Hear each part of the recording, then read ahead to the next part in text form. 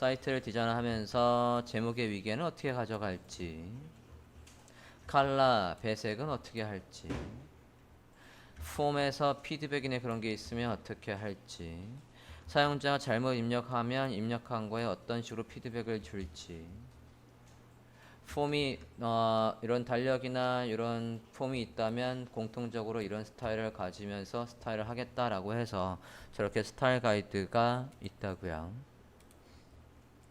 하나 더 보면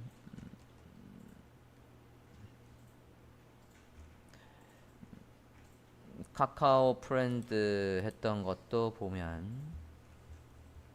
스타일 가이드가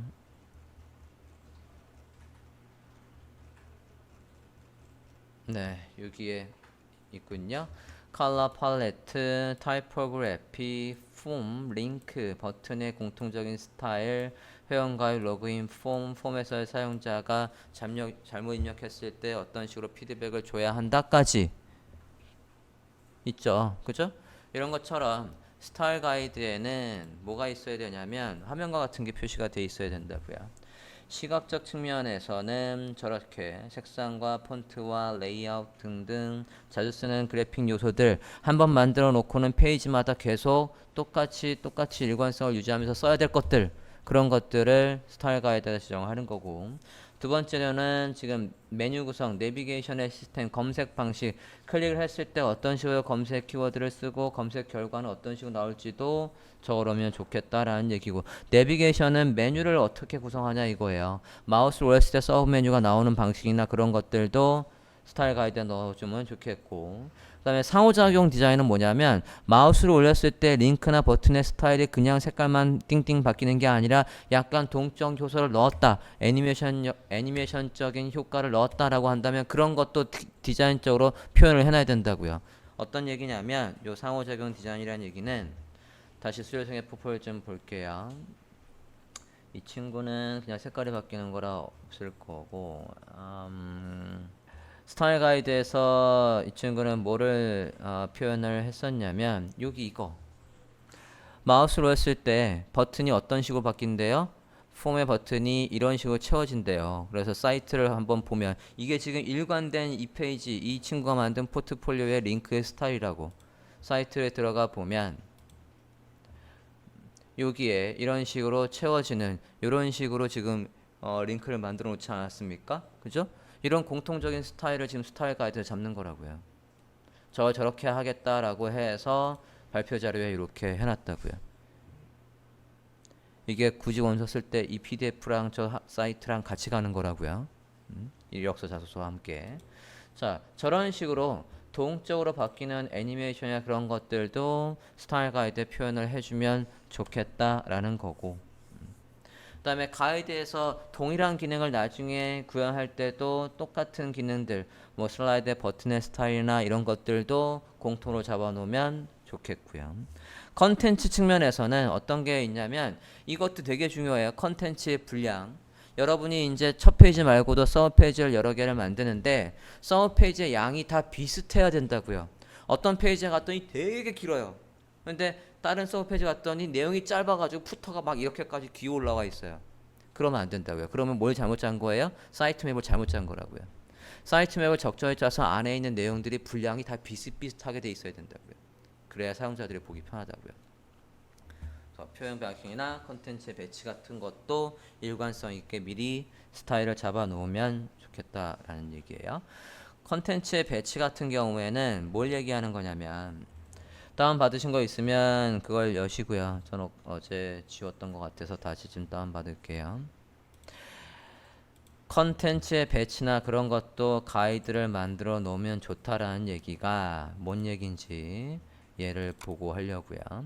템플릿이라는 폴더에 들어가 보면 타이포그래피가 있어요. 타이포그래피를 열어보면 이 사이트에서는 컨텐츠가 3개로 배열되면 이런 식으로 하겠다는 얘기고 2개로 배열되는 게 있다라고 하면 이런 식 또는 이런 식으로 하겠다는 얘기라고요.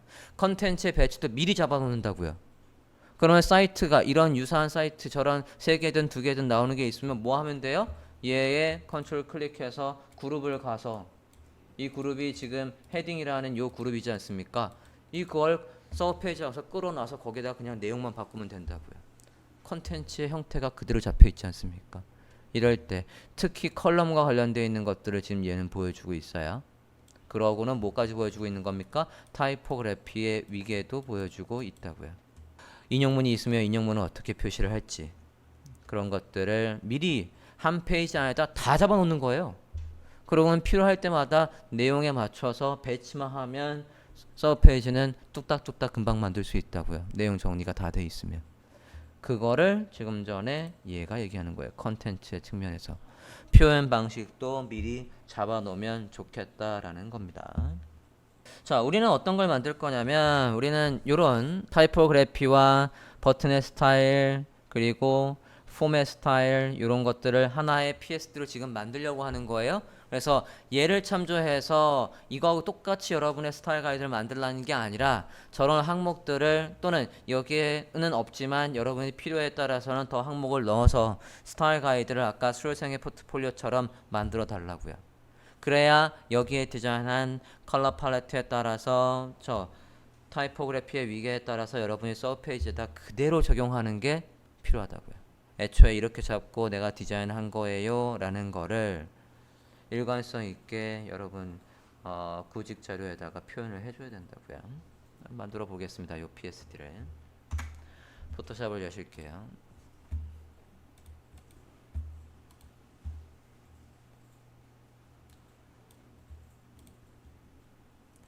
포토샵을 열어 주십시오.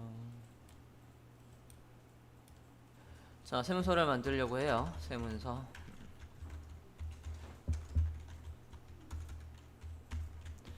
대략 저 사이즈의 문서를 만들지요. 배경색은 흰색으로 해서 문서를 하나 만들겠습니다. 1200개 했고요. 오케이 해볼게요. 자, 가이드부터 먼저 좀 뽑으렵니다. 지금 아까 보면 여기 양옆에 공간이 동일하게 좀 있거든요. 저 공간을 만들 거예요. 가이드를 활용해서 만들도록 하겠습니다. 가이드 켜주세요. 양옆으로 100픽셀을 떨구려고 해요. 그러면 여기 이 첫 번째, 두 번째에다가 얘가 왼쪽에 100, 얘가 오른쪽에서 그만큼 떨어진 곳에다가 100이라고 합니다. 100이라고 합니다. 여기 첫 번째, 두 번째에다가 100이라고 입력해 주세요. 됐습니까? 그리고 정 가운데도 하나 할 거예요. 일단 이렇게 하고 make grid 하시고 정 가운데도 하겠다고요. 정 가운데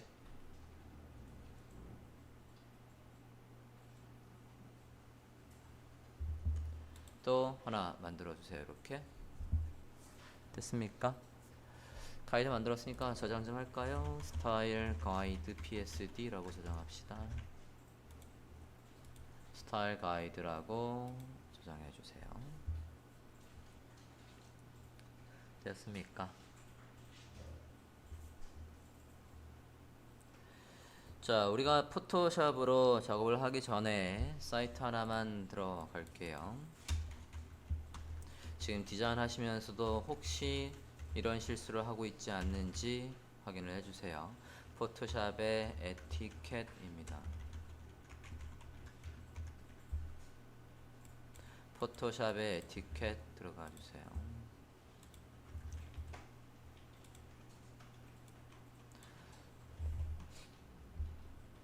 혹시 이 사이트 설명했나요? 안 했어요?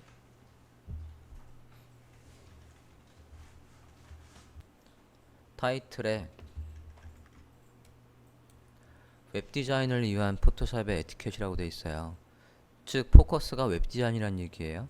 일반적인 자르고 붙이고 보정하는 그 편집에 포토샵에 포커스가 있는 게 아니라고요. 웹디자인에 포커스가 있는 거를 만드시는 거예요 지금. 자, 아래 항목을 보면 크게 6가지가 있죠. 지금 디자인에 착수했는데 파일을 다루는 방법과 레이어와 각종 자원들, 에셋들, 그리고 글씨를 쓰는 방법, 이펙트를 거는 방법, 그 외에 품질과 관련되어 있는 것들을 설명하려고요. 파일스에 가볼게요. 자, 파일. 포토샵 파일을 관리할 때 여러분이 유의할 점을 설명하고 있어요. 첫 번째는 너무 많이 PS들이 쪼개놓지 말란 얘기예요. 되도록이면 하나 정도로 관리를 하란 얘기입니다. 이거는 어떤 얘기를 하는 거냐면 안에 서브 페이지들의 일관성이 다 똑같고 안에 컨텐츠만 바뀌는 거라고 한다면 서브 페이지들은 한데 모아서 PS들을 만들어도 돼요. 대부분 웹페이지가 첫 페이지와 서브 페이지는 다르지 않습니까? 그러면 첫 페이지 정도로는 PS들을 따로 하고 서브 페이지가 안에 내용이 그렇게 많이 바뀌는 거 없이 알맹이만 조금씩 바뀐다라고 한다면 헤더와 푸터가 계속 바뀌지 않는다는 얘기 아니에요. 그러면 그것만 놓고 가운데 컨텐츠를 분리해서 얘는 어바웃 페이지, 얘는 포트폴리오 페이지, 얘는 컨택 페이지 그렇게 하나의 안에다가 그룹으로 정리하면 된다는 얘기예요. 첫 번째는. 두 번째는 지금 여러분 저장을 할 때 이걸 한글로 번역하면 최종의 버전 1, 최종의 버전 2 이렇게 저장하지 말란 얘기라고요. 저렇게만 관리되어 있으면 어떤 게 마지막에 최종인지 어떻게 할 겁니까? 대신 어떻게 하래요? 이렇게 하는 것보다는 최종의 카피의 최종의 막 그렇게 돼요. 나중에 작업하는 거 보면 4번에 막 이렇게 하기도 하고 그러지 말라고요. 대신 차라리 뒤에 버전 관리를 하세요. 버전 1, 2 또는 버전 관리 저번에 설명했잖아요. 코드하고 똑같아요. 버전을 1.0으로 했다라는 건 버전을 2.0으로 했다라는 건 무슨 뜻이냐면 이 안에 내용들이 많이 바뀌어서 이전에 디자인하고 많이 바뀌었다. 그러면 버전 2예요. 근데 거기에서 일부만 요소가 추가됐다. 그럼 뭐예요? 1.1이라고요. 안에 일부 정도만 큰 틀을 버리는 게 아니라 작은 틀에서 바뀐 게 있다라면 버저닝을 이렇게 한다고요. 그런 식으로 버전 파일 관리를 하라는 거고요. 두 번째로는 다 작업을 한 다음에는 되도록이면 폴더들은 다 접어 주시라는 거고 그리고 에셋을 관리할 때 지금 보시면 종류별로 해놨죠.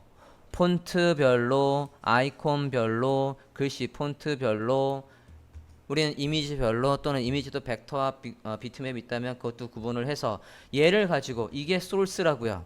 제가 얘기하는 소스고 그 소스를 가지고 PSD 이렇게 만든 거라고요. 근데 간혹 보면 한 폴더 안에 PSD도 있고 원본도 있고 소스도 있고 이런 식으로 돼 있으면 안 된다고요. 이런 식으로 돼 있는 게 아니라 어떤 식으로 돼 있어야 된다고요? 폴더가 소스 쟤는 지금 뭐라고 돼 있어요? 에셋이라고 돼 있고 자원들이라고 되어 있고 걔를 가지고 디자인한 게 있다라고 하면 디자인 이렇게 구분을 하고 에셋들이 지금 뭡니까? 이것들이 다 에셋들이고 쟤를 가지고 디자인한 완성본이 이렇게 된다고요. 파일 관리를 반드시 구분을 해놔야 된다고요. 이 에셋 안에는 어떤 식으로 되어 있어야 돼요? 우리가 기초 데이터 수집했잖아요. 문자가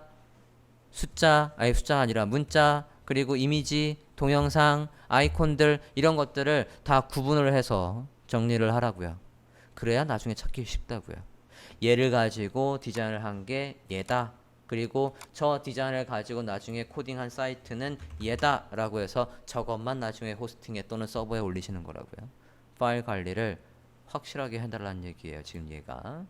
그다음에 그리고는 파일은 언제든 잘못될 수 있어요. 여러분이 작업하다가 저장도 안 했는데 컴퓨터가 뻗었어요. 제가 도와줄 방법이 없습니다. 수시로 저장하라는 수밖에. 그래서 저장을 하시고 가끔 보면 원본이 집에 있어요. 그럼 어떡할 거예요? 하고 나서는 작업을 안 하겠다는 겁니까? 파일 관리가 다 어떻게 돼 있어야 돼? 클라우드에 올라가 있어야 돼요. 지금 제가 구글 드라이브 드렸잖아요. 작업하면 드라이브에 올리고 집에 가서 작업하면 그거 내렸다가 집에 작업한 거 업로드는 구글 드라이브에 올려놓고 그럼 다시 하고 나서는 구글 드라이브에 있는 걸 또 써서 언제든 원본을 가지고 계속 작업할 수 있어야 된다고요. 최신본을 가지고. 그게 구글 드라이브든 뭐든 간에 얘는 지금 이건 드롭박스를 얘기하는 거지만 어쨌든 클라우드에다가 다양하게 올리고 클라우드도 못 믿겠으면 USB도 다양하게 항상 복사본을 가지고 있어야 돼요. 여러분 작업하면 중반 이후로 가면 작업을 굉장히 많이 했는데 그때 컴퓨터가 날아가려면 정말 울어요. 그렇게 많이 작업했는데 특히 코딩까지 다 들어가 있는데 그 코딩 다시 하려면 돌아가십니다. 소스 관리들 잘 하시기 바랍니다. 그리고 얘가 뭡니까? 네이밍의 규칙, 네이밍의 규칙을 만들고 그걸 stick to it이라고 하면 지키라고요. 여기에서 아이콘 페이스북이라고 했을 때 아이콘들은 다 앞에 아이콘이라 하고 뒤에 하고 이렇게 네이밍을 해놨다고요. 파일 이름에다 한글 쓰지 마세요. 코딩할 때 한글 못 써요. 대소문자 구분하니까 되도록이면 다 소문자로 쓰세요. 파일의 이름에 공백이 있으면 안 돼요. 일반적인 컴퓨터 쓰듯이 공백 있게 하거나 그렇게 작성하시면 안 된다고요. 하이픈이나 언더스코어 이걸 정했으면 다 언더스코어로 하든 하이픈으로 하든 그 규칙을 계속 유지하시라고요. 그게 에티켓이에요 지금. 잠깐 쉬었다가 나머지 에티켓 설명하고 가이드 작성을 해볼게요. 자, 그 다음에 마지막 그림은 얘는 뭐냐면 특정 사이즈에 맞춰서 디자인을 하지 말란 얘기예요. 특히 반응형에 맞춰서. 지금 얘 보면 여기에 아이폰의 PSD라고 해서 저런 식으로 아이폰만에 최적화돼서 디자인을 따로 만들지 말란 얘기입니다. 왜 그러냐면 너비들이 계속 바뀌고 있고요. 만들 때 차라리 우리는 그래도 만들긴 해야 돼요. 만약에 태블릿의 디자인이 그냥 너비만 비율대로 줄어드는 거라면 만들 필요가 없어요. PSD를. 얘가 PC에서는 이렇게 보이다가 태블릿에서는 대부분의 내용이 너비가 줄어들고 그러다가 모바일에서는 바뀌겠다라고 하면 태블릿 구간을 만들 필요가 없는 거예요. 어차피 비율대로 하라고 했으니까 그냥 CSS에서 비율대로만 그냥 짜면 되지 걘 포토샵을 만들 필요가 없다고요.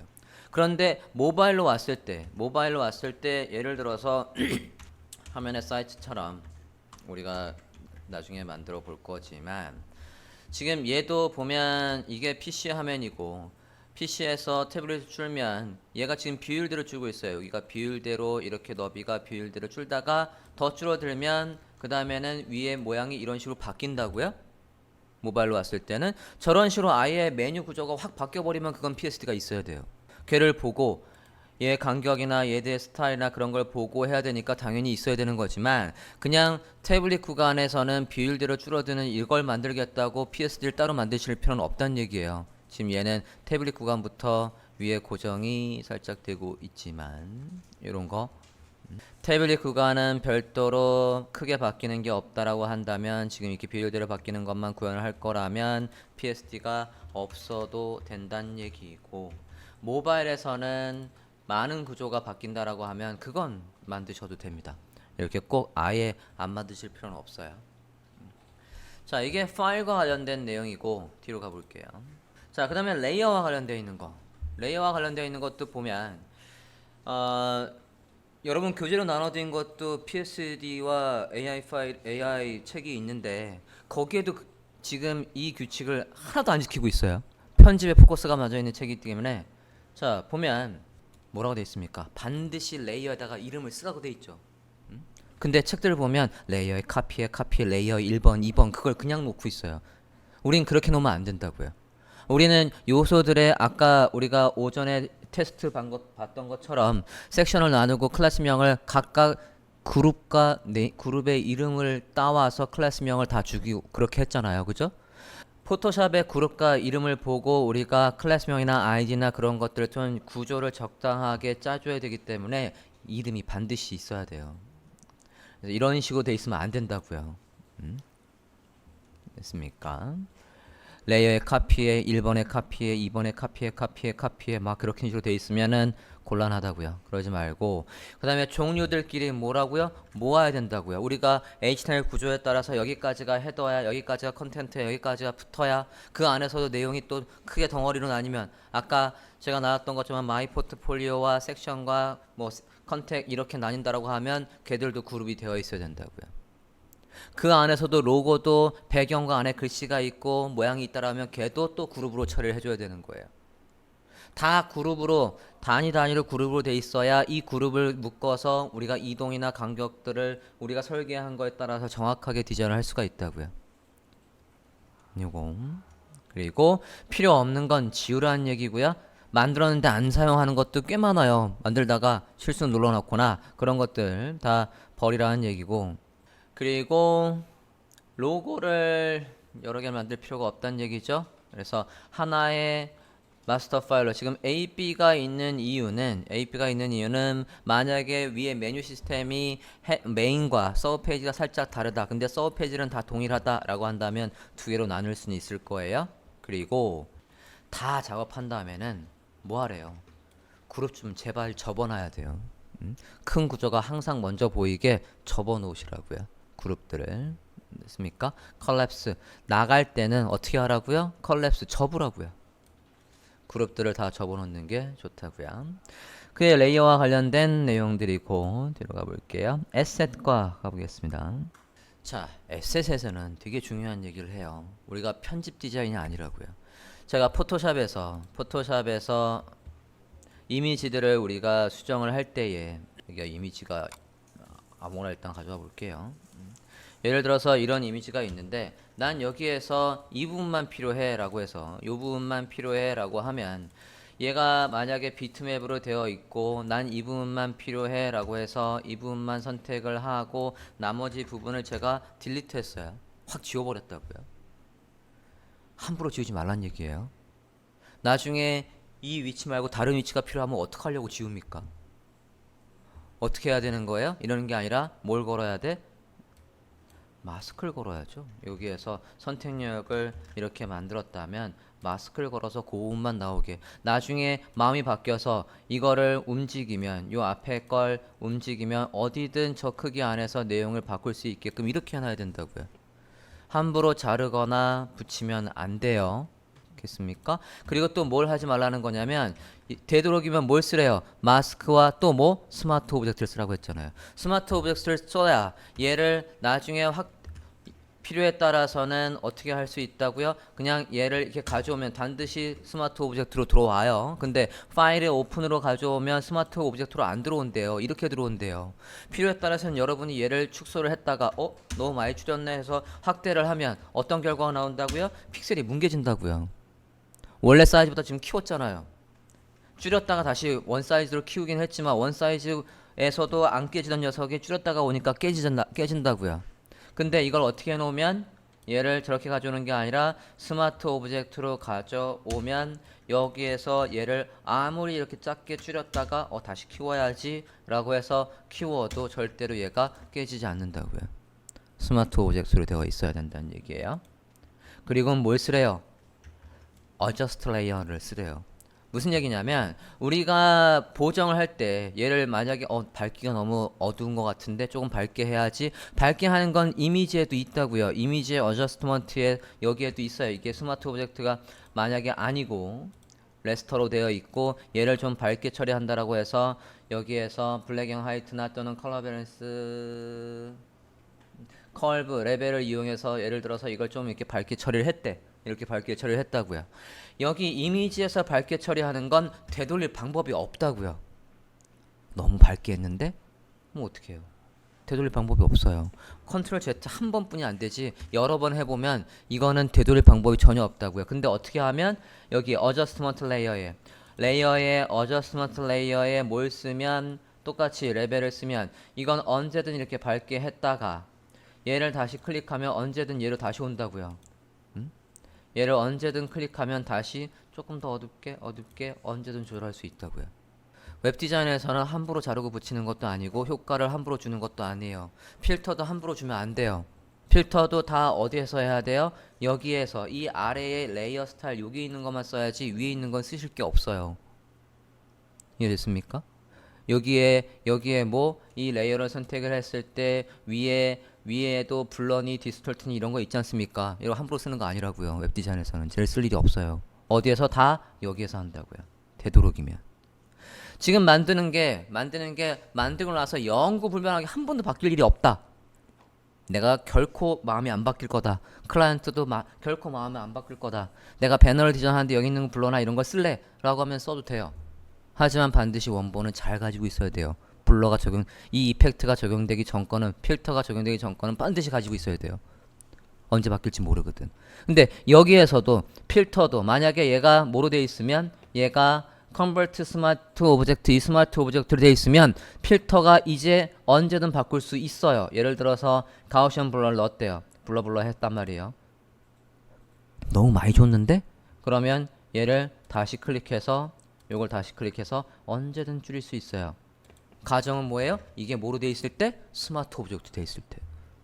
근데 저게 뭐로 돼 있을 때? 비트맵 레스터라이즈로 되어 있는 비트맵 되어 있을 때는 되돌릴 방법이 없다고요. 블러를 한번 적용해버리면.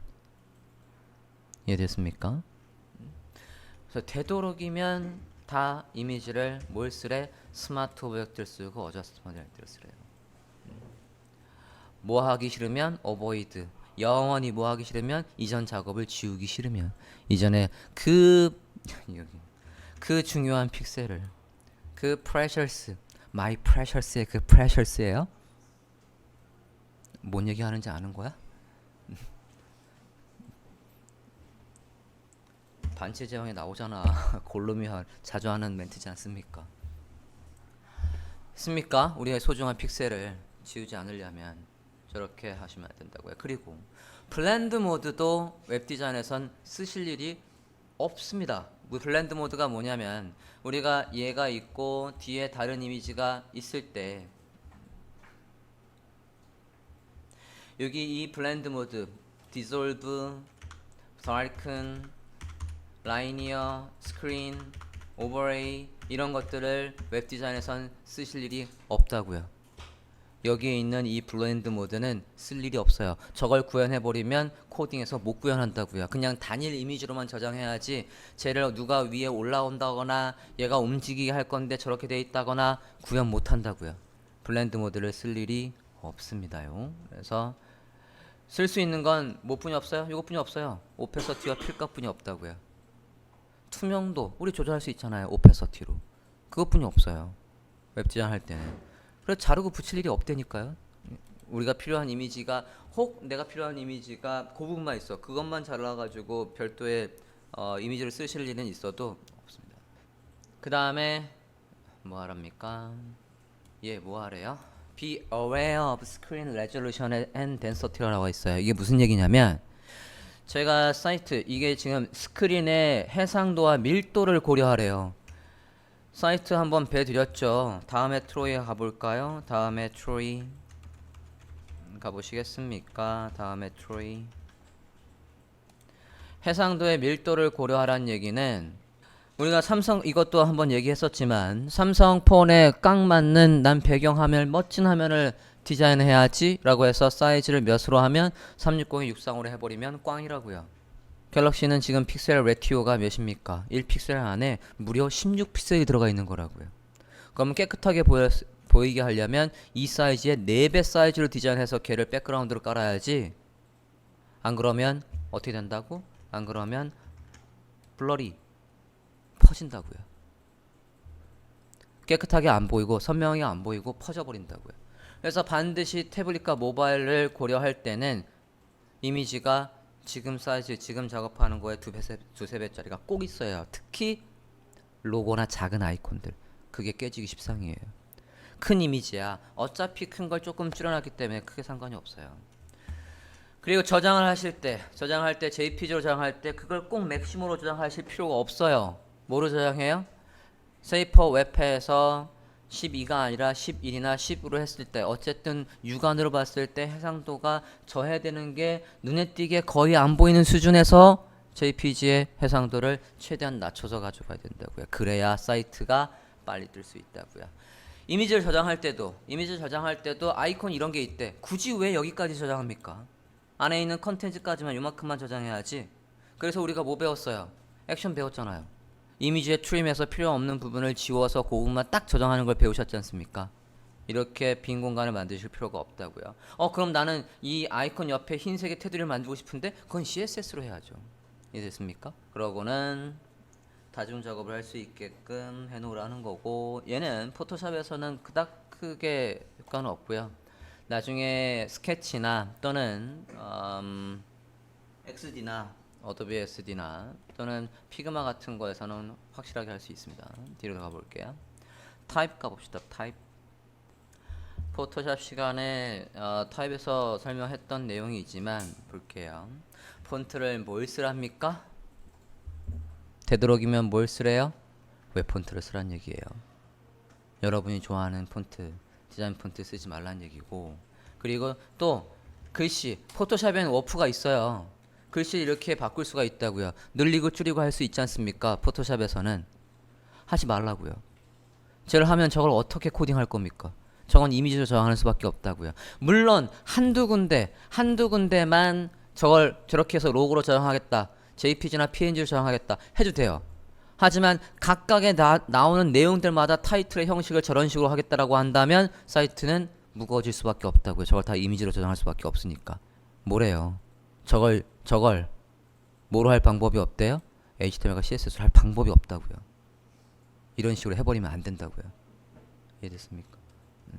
웹 디자인은 편집 디자인하고 너무 달라요. 그리고 텍스트가 만약에 패러그래프는 반드시 패러그래프로 하는 거고, 단줄이면 이것도 되게 많이 한 실수예요. 이건 무슨 얘기냐면, 여러분이 포토샵을 할 때에 타이틀을 넣어요. 이렇게 첫 번째 타이틀이 나는 여기 빅 타이틀은 이런 걸 할 거야 라고 해서 타이틀을 이런 식으로 넣어놨다라고 해 볼게요. 조금만 더 키울게요. 얘가 빅 타이틀이고, 그 다음에 서브 타이틀은 그 다음에는 서브 타이틀은 그거보다 좀 줄여서 위계를 따질 거니까 이렇게 해야지. 그래서 지금 제가 어디에 작성했어요? 하나에다 작성했어요. 그래 버리면 나중에 이 간격 어떻게 조절하실 거예요? 우리는 얘를 어떻게 해야 됩니까? 정확하게 픽셀을 보고 위에 마진을 이용해서 바꿔야 된다고. 얘는 픽셀 단위로 어떻게 할 수가 없어요. 안에다 같이 써버리면. 이거 반드시 어떻게 해야 된다는 얘기예요. 하나하나 분리돼 있어야 된다고. 뭐로? 레이어로 하나하나 구분돼 있어야 된다고요. 어떻게? 이렇게 하나하나 구분되어 있어야 이 사이의 간격을 마진이든 패딩이든 나중에 정확하게 보고 쟤를 보고 CSS를 짤 수가 있다고요. 합치지 말라고요. 합치는 건 오로지 뭐만? 패러그래프만. 디자인 하실 때 지금 유의사항을 설명드리고 있습니다. 그 다음에 얘는 뭡니까? 스타일의 위계를 잡으란 얘기예요. 조금씩 다르게 하는 거를 고려를 보라는 얘기고, 여기에 스타일에 뭐를 유지하래? 컨시스턴시를 유지하래요. 즉 우리가 지금 만들려고 하는 게 뭡니까? 우리가 지금 만들려고 하는 게 스타일 가이드지 않습니까? 스타일 가이드를 만들어 놨으면 걔를 계속 지키란 얘기예요. 그걸 유지하라고요. 페이지마다. 간혹 보면 스타일 가이드는 만들어 놓고 페이지 디자인은 엉뚱하게 해놔요. 여기에선 내가 분명히 빅 타이틀은 40이라고 했는데 서브 페이지에 가보면 40이 아니라 막 30, 20 그 페이지에서 맞춰서 다시 싹 까먹고 다시 디자인하시면 안 된다고요. 그럼 코딩할 때 얼마나 불편한지 아십니까? 코딩할 때 걔만 다시 또 디자인을 해야 된다고요. 코딩을 다시 해야 된다고. 불편해요. 사용자가 그 페이지를 보는 유저들도 불편하다고요. 이 사이트는 왜 돌아다닐 때마다 왜 글씨들이 다 다른 거야? 뭘 보라는 거야? 라고 해서 일관성이 없으면 안 된다고요. 이펙트 볼게요. 아까 이펙트는 설명했어요. 스마트 오브젝트로 되어 있고, 그 다음에 뭘 쓰라고요? 어디에 있는 걸 쓰라고요? 여기에 있는 걸 쓰라고요. 이펙트, 레이어 이펙트를 쓰라는 거고, 여기에 필터에 있는 걸 쓸 거면 반드시 걔가 뭐로 돼 있어야? 이것처럼 스마트 오브젝트 돼 있어야 언제든 다시 클릭해서 블러를 이렇게 조절할 수 있다라고 했다고요. 그 얘기를 이 페이지는 하고 있어요. 그리고 한 가지 더. 우리는 스트로크를 줄 때 되게 세심하게 줘야 돼요. 스트로크, 테두리를 줄 때에 테두리를 안쪽으로 줄 거냐 바깥쪽으로 주냐에 따라서 굉장히 큰 차이가 있다고요.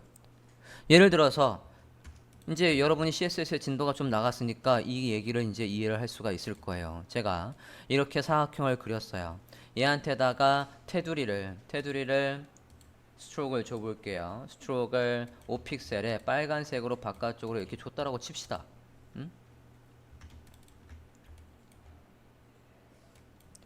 자, 이건 뭐로 구현해야 될까요? 저거 뭐로 구현해야 되냐고요. 지금 빨간색의 테두리가 저렇게 있다고. CSS에서 뭘 써야 돼요? 보더? 보더를 쓰면 모서리가 이렇게 나와요? 모서리가 저렇게 살짝 동그랗게 나오냐고요? 안 나와요. 이거 뭐 써야 돼요? 이게 보더를 지금 제가 스트로크를 뭐로 줬죠? 바깥쪽으로 줬어요. 바깥쪽으로 주면 모서리가 이렇게 약간 둥글게 나온다고요. 하지만 저건 우리가 지금 배운 선 CSS에선 구현할 방법이 없어요. 우리 지금 어디까지 배웠어요? 보더까지만 배웠잖아요. 보더는 항상 어떻게만 나와요? 이걸 다시 인사이드로 바꾸면 보더는 항상 직각으로만 나온다고요. 보더 레디우스를 주면 애초에 만들 때부터 어떻게 써야 돼? 이렇게 만들었어야지.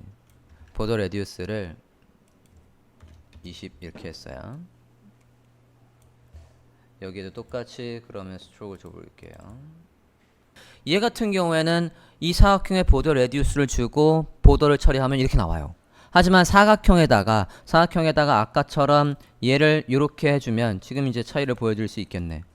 밑에 건 보더 레디우스를 주고 스트로크를 줘서 할 수 있지만 아래 건 안쪽은 직각이거든. 얘는 안쪽도 둥글잖아요. 이건 보더 레디우스를 처리할 수가 있다고요. 그런데 얘는 보더 레디우스를 주면 당연히 안쪽은 이렇게 되지만 바깥쪽이 여긴 이 직각을 구현할 수가 없다고요. 안쪽이 사각이 지금 직각이지 않습니까? 그러면 얘를 보고 코딩할 때 애로사항이 생길 거라고. 물론 나중에 섀도우를 배워서 할 수는 있어요. 코딩할 때 얘는 나중에 뭐로 해야지 염두에 두고 스트로크를 바깥쪽으로 할지 안쪽으로 할지를 결정을 해야 된다고. 만약에 안쪽으로 했어요. 안쪽으로 했으면 얘 크기가 몇이 돼요? 제가 지금 F8을 눌러서 크기를 확인해 보니까 78이야. 그럼 얘는 하이트를 78을 주면 돼요? 안 돼요? 보더를 지금 5픽셀이 있다고. 하이트를 78을 주면 하이트는 어디까지예요? 우리가 위드와 하이트를 주면 그건 누구까지다? 컨텐츠까지.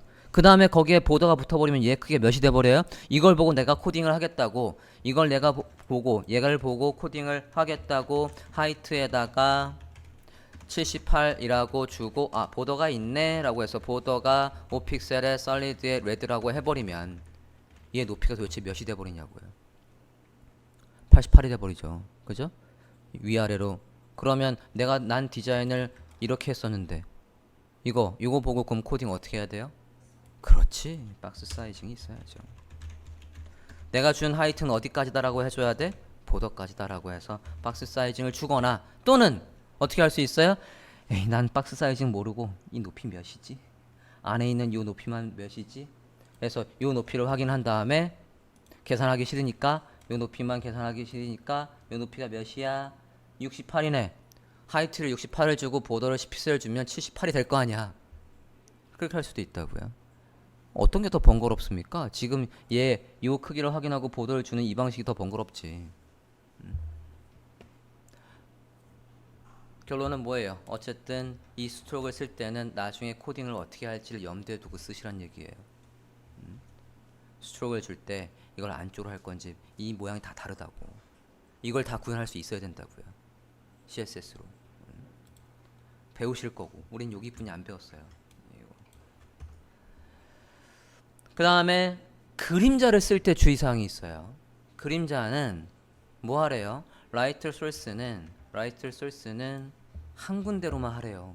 간혹 디자인 한다 보면 어떤 건 요소에는 아래쪽으로 그림자가 있고 어떤 거는 위로 그림자가 있어요. 그건 도대체 어떤 세상이죠? 걔 혼자만 태양이 두 개야? 여기에 써 있잖아. 응? 도대체 어떤 플라넷, 어떤 행성에 있는 거야? 응? 태양은 하나라고요. 웹 디자인에서도 태양은 하나예요. 그래서 되도록이면 일관된 그림자 방향을 지정하시는 게 좋습니다.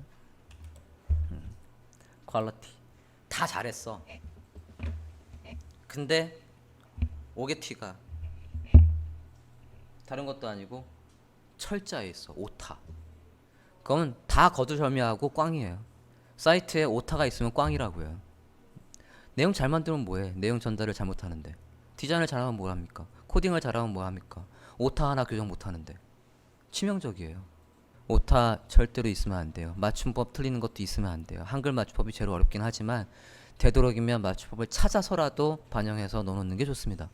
아시겠습니까? 그리고 모든 브라우저에 다 나중에 똑같이 나오게 할 거라는 걸 생각을 하시고, 그리고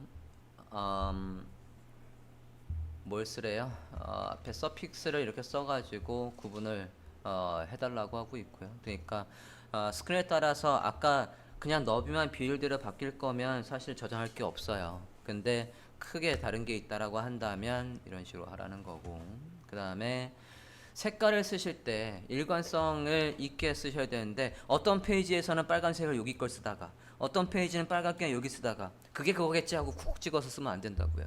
뭘 만들고? 스타일 가이드를 만들고 거기에서 정확하게 가이드에 따라서 같은 색깔이면 같은 색깔, 또는 규칙에 따라서 다른 색을 만든 게 있으면 그 규칙에 따라서 만든 색깔을 콕 집어서 다시 써야 되는 거라고요. 파란색도 같은 파란색도 아니고 빨간색도 다 같은 빨간색이 아니에요. 사이트를 간혹 가보면 빨간색은 빨간색 썼는데 사이트마다 빨간색이 계속 조금씩 달라. 이게 위계가 있는 건가? 이 페이지는 이렇고 저 페이지는 저렇고 그러면 안 된다고요. 하나의 위계를 잡아놓고는 그거를 계속 지키게 하셔야 된다고요. 그게 네, 웹 디자인을 할 때에 포토샵에서 신경 써야 될 매너입니다. 매너. 그래야 이걸 보고 코딩하는 여러분이 디자인을 했다면 이걸 보고 퍼블리셔들이 조금 더 편할 거라고요. 아, 이 디자이너 센스 있네 라고 할 거라고요. 이렇게. 또는 여러분이 퍼블리셔인데 디자이너가 이렇게 안 줬으면 당당히 요구해야 돼. 무슨 생각으로 이렇게 줬냐고. 많이 싸워요. 디자이너하고 퍼블리셔는. 디자이너는 코딩을 모르면 당연히 싸우게 됩니다. 아까 이런 걸 디자이너가 어떻게 알아요? 아까 어디 갔습니까? 이펙트 같은 거에 확 넣어버리고 이런 감을 어떻게 알아요? 디자이너가 코딩을 안 해봤으면 당연히 모를 거라고요. 그래? 필터를 그냥 확 넣어버리면 도대체 이건 나중에 코딩을 어떻게 하라는 건지 알 수가 없다고요. 되도록이면 나중에 작업을 두 번 하지 않으려면 이 사이트에 있는 내용 잘 살펴보시기 바랍니다. 스타일 가이드에서 대표적으로 필요한 것들이 뭐가 있나? 첫 번째, 타이포그래피가 있겠고, 위계. 타이포그래피가 있고, 그 다음에 컬러가 있죠. 컬러 스킴이 있겠고, 그 다음에 폼의 스타일이 공통적으로 있다면 폼이 있겠고, 이미지의 스타일도 내가 정한 스타일대로 계속 나오게 했다라면 얘가 있겠어요. 그리고 지금 타이포그래피 다음에 또 뭐가 있을까? 버튼이 있을까?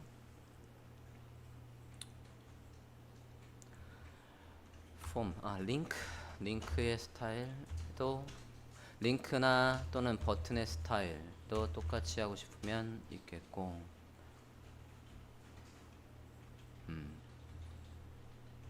대략 5가지 정도로 잡아봤습니다. 자, 그럼 포토샵에서 저것들을 구분을 해서 그룹을 먼저 만들고 시작을 해볼게요. 포토샵으로 가봅니다. 그룹을 먼저 만들겠다고요? 우측 하단에 그룹으로 가서 그룹을 하나, 둘, 셋, 넷, 5개. 더 타이포그래피부터 이름을 쭉쭉 넣어주시죠.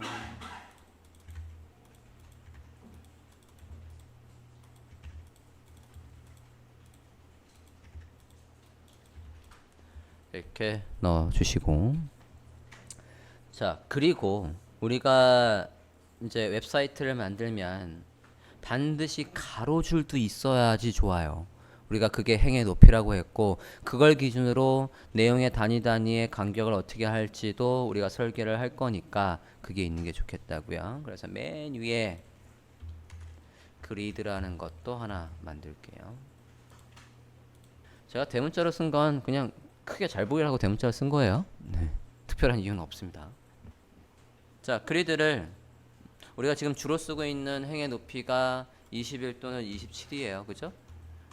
27이 나온 배경도 설명했습니다. 16에다가 황금 비율 1.618을 곱했더니 26.7 정도가 나오더라. 26.7 정도가 나와서 행의 높이, 라인의 하이트를 27짜리에 뭘 만들겠다고? 패턴을 만들겠다고요. 이미 여러분이 만들어 놓은 패턴이 있겠지만 다시 한번 만들어 봅시다. 됐나요? 그리드를 만들어 보죠. 자, 1픽셀에 27픽셀의 크기를 가지고 있는 새 문서를 만들고 투명한 거예요. 투명한 거로 만들겠습니다. 파일에 new 1에 27 백그라운드의 컨텐트가 투명이라고요. 기존 거하고 다르게 이번엔 빨간색으로 한번 해볼까 합니다. 됐습니까? 1에 27에 레졸루션 반드시 72해야 돼요. 난 깨끗한 게 좋아. 300, 150 이렇게 잡으시면 큰일 납니다. 됐습니까? 오케이, 해볼까요? 작아서 안 보이니까 확대 좀 하지요. 제일 아래 1픽셀짜리 점이 필요한 거니까 마키 툴에서 싱글 로우의 마키 툴 클릭만 하면 무조건 1픽셀 높이가 만들어지는, 찾았습니까? 꾹 누르고 있으면 나오는 거. 팅 클릭해서 이렇게 만들어 주시고 빨간색으로 채울 거예요. 포그라운드 컬러를 시뻘건색으로 하고 Alt 딜리트해서 채울게요. 빨간색으로 이번 채워봐 주세요. 됐나요? 우리가 지금 패턴을 만들려면 패턴을 만드는 건 선택력이 있어야지만 패턴으로 만들 수 있어요. Ctrl A 모두 선택. 에디트의 define 패턴, 패턴 정의하기로 가서 에디트의 define 패턴, 패턴 정의하기로 갑니다. 이름을 27픽셀의 레드 라인이라고 이름을 넣어볼까요? 기존에 여러분은 파란색으로 만들었잖아, 그죠? 27픽셀의 레드 라인 패턴을 만듭니다. 오케이, 됐어요. 자, 만드셨으면 패턴을 만들었으니까 이제 다시 우리 본문서로 와서 여기 스타일 가이드에 와서 그리드에다가 이 패턴은 늘리고 줄이면 절대로 안 되는 거예요. 그러니까 그냥 필의 패턴으로 해도 될 요소니까 새 레이어를 만드시고 우측 하단에 여기 새 레이어에 가서 레이어를 만들고, 지금 포그라운드 컬러, 아니 백그라운드 컬러가 흰색이에요. 만약에 흰색이 아니면 키보드에 D를 눌러서 디폴트로 리셋을 하세요. 키보드에 D를 눌러서 여기가 블랙 앤 화이트로 리셋이 됐고, 어쨌든 백그라운드 컬러가 흰색이라고요. 백그라운드 컬러를 여기에 채우는 건 컨트롤 딜리트니까 컨트롤 딜리트해서 채우세요. 컨트롤 딜리트해서 여기 흰색이 모두 채워지.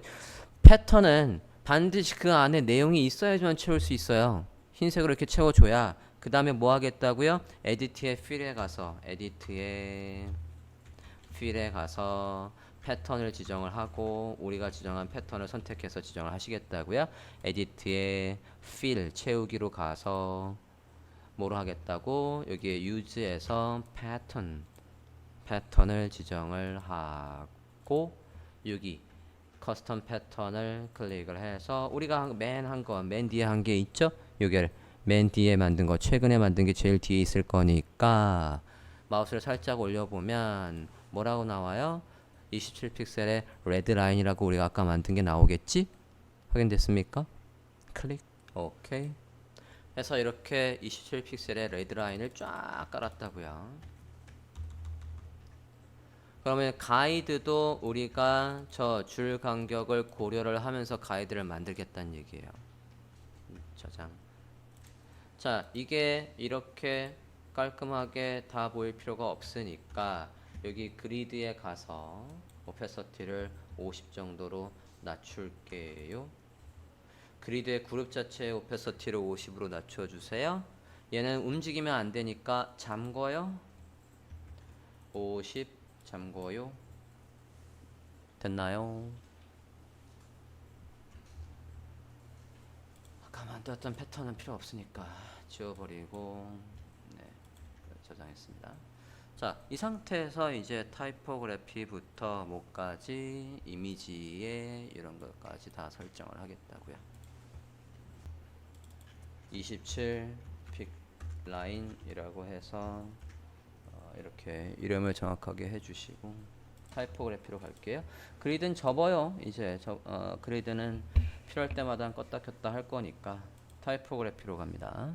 타이포그래피에서 우리가 만들 사이트의 위계를 잡아야 된다고요. 위계를 잡을 때 여러분이 대부분 구글의 웹폰트를 쓰실 거고요. 가볼까? 구글의 웹폰트 폰트 구글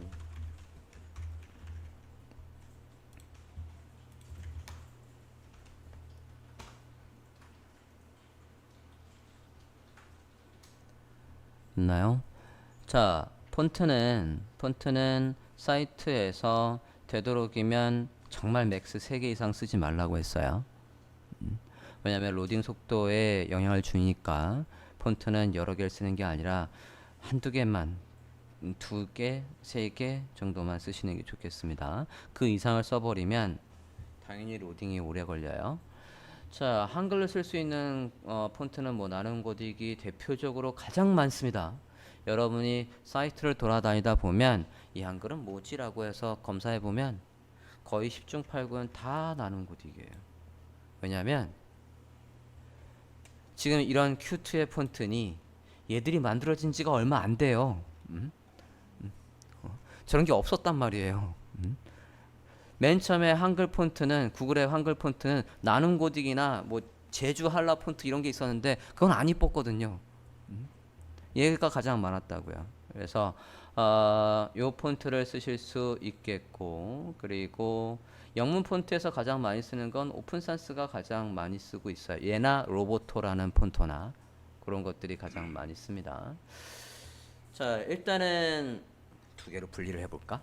영문과 한글을 보통 지금 만든 거에서는 제가 이전에 만든 거에서는 영문으로만 돼 있어서 조금 동떨어지니까 영문과 한글을 두 개를 써볼게요. 그래서 영문은 오픈산스라는 걸 쓸 거고요. 한글은 나눔 고딕을 쓸 겁니다. 고딕. 그래서 얘를 써볼까 해요. 자, 두 개 폰트는 나눔, 두 개 폰트는 아마도 설치가 돼 있을 건데 그래도 모르니까 설치를 한번 해볼게요. 나눔 고딕 체크. 첫 페이지에 나눔 고딕이 있죠. 또는 우측 상단에 여기 검색을 눌러서 한글로 나눔 눌러도 되고요. 영어로 나눔 해도 돼요.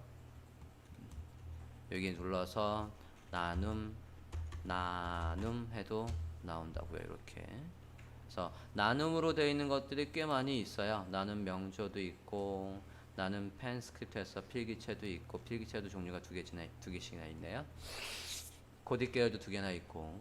자, 우리는 얘를 쓸 거니까 체크를 했고, 또 하나는 영문은 오픈산스를 쓰겠대요. 검색 오픈산스. 얘도 플러스. 두 개의 폰트를 쓰겠다라고 해서 체크를 했습니다. 됐습니까? 나눔 고딕과 그러면 우린 지금 코딩을 하는 게 아니라 포토샵 이 컴퓨터에 저 폰트가 설치되어 있게 하려고 하는 거니까 얘를 요거 이렇게 여시고요. 우측에 다운로드 버튼을 눌러서 폰트를 다운로드를 하자고요. 두 개가 선택이 되어 있고, 물론 요 마이너스 누르면 빠지는 거예요. 그래서 다운로드를 할게요. 폰트를 압축을 풀고, 잠깐만, 왜 하나만 다시.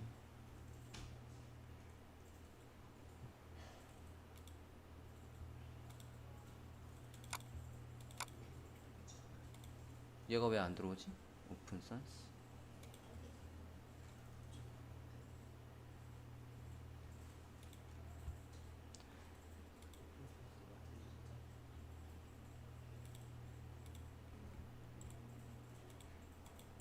다시 한번. 일단 설치를 해볼게요. 나눔 고딕은 3개를 설치를 해봅니다. 여러분도 오픈산스가 안 돼요? 따로 하면 돼? 아닌데 원래 한꺼번에 다운받게 돼 있는데 이상하네. 그럼 얘 빼고 나는 빼고 얘만 체크되어 있는 상태에서 다시 다운로드 한번 해볼까요? 그러네. 오, 희한한데. 원래 한 폴더 안에 저것들이 다 들어오게 되어 있는데 희한하네요. 따로 해서 설치해 볼게요. 모두 올 설치. 이미 있다지만 덮어 씌우면서 설치를 해 볼게요. 원래 한꺼번에 하면 저 압축 파일 안에 폴더로 딱 구분이 돼서 들어오는데 왜 그랬었는지 모르겠어요. 자, 일단 폰트 다운로드 하셨습니까? 설치를 하셨으면 우리가 포토샵에서 이제 저걸 쓸 수 있다는 얘기죠. 포토샵을 다시 한번 봅니다. 그래서 위에 타이포그래피라고 해서 타이틀을 달고 왼쪽은 영문, 오른쪽은 한글의 위계를 잡아 보려고요. 보통 한 사이트에서 하나뿐이 원래 잡지는 않지만 이거는 타이포그래피로 가보겠습니다. 우리가 가이드를 양옆에 이만큼의 공간을 두고 있어요. 그러니까 이 바깥쪽으로는 작성하지 마시고 위에서 두 줄 정도 떨어진 위치에다가 타이틀을 작성을 해보겠습니다. 타이틀은 지금 어떤 타이틀을 할 거냐면 타이포그래피, 링크니, 컬러니, 포미니 이런 타이틀을 넣겠다라는 거예요. 타이포그래피를 넣어볼게요.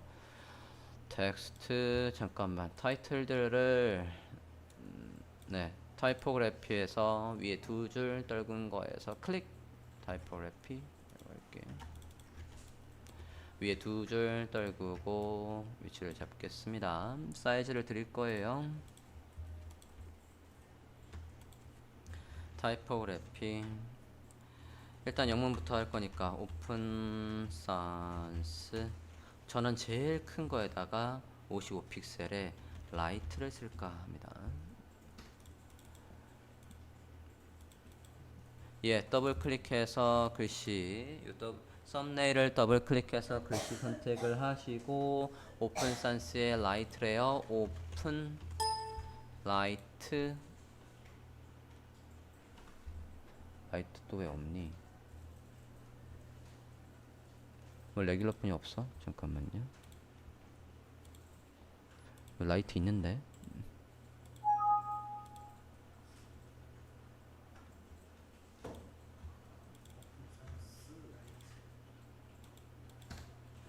아예 라이트가 다른 폰트로 있네. 오픈 산스의 라이트가 아예 있네요. 여기에 있는 게 아니라 여기에 있었네요.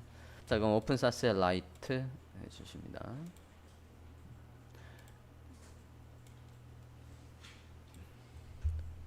됐나요?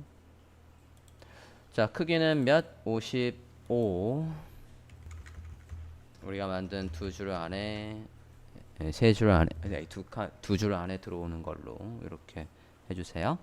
자, 타이포그래피라고 해줬고요.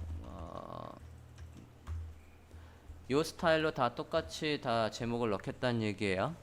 이건 이제 뒤에 링크나 컬러 할 때 카피해서 가져갈게요. 자, 이건 제목이고요. 여기에 이제 위계를 잡을게요. 저건 제목이고 위계.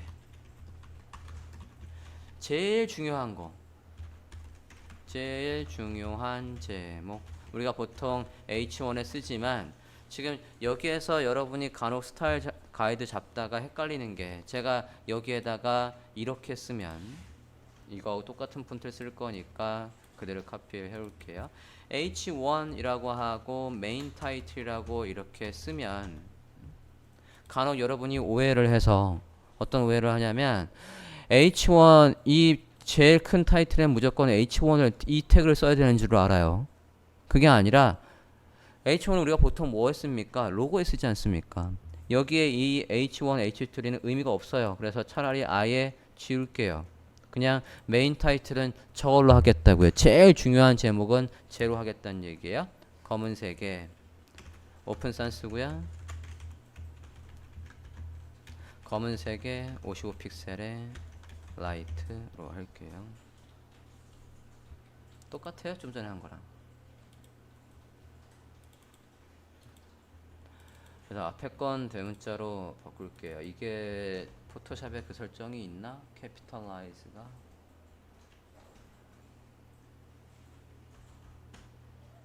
없어요. 네. 글씨를 메인 이렇게 합시다. 자, 위에 거랑 좀 구분 좀 하게 한 줄 정도만 이렇게 떨굴게요. 위에 두 줄, 한 줄 이렇게 해서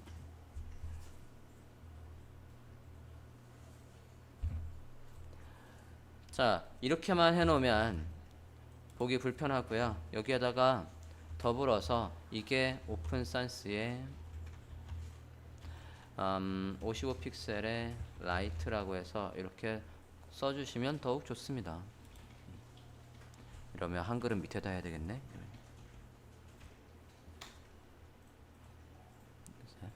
아니면 얘는 참고니까 뭐 조금 줄여서 해도 되고 이게 의미가 있는 건 아니니까.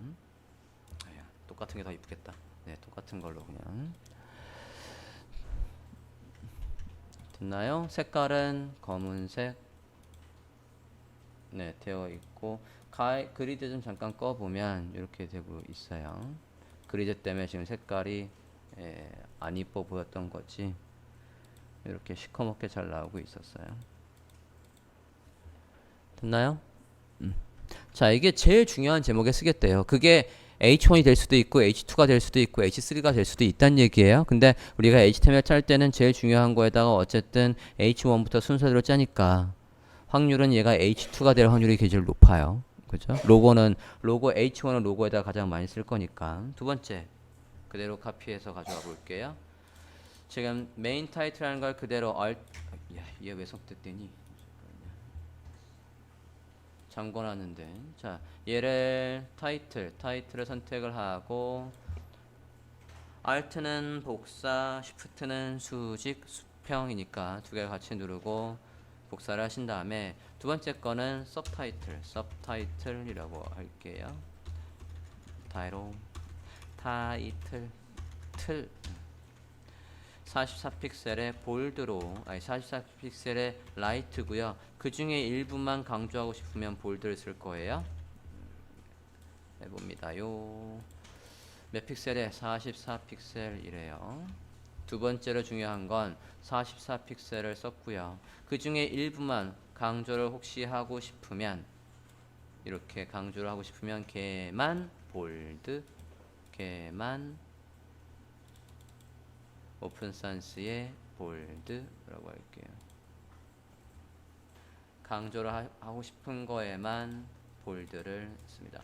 44픽셀에 중간에 강조하고 싶은 건 볼드를 이렇게 쓰래요.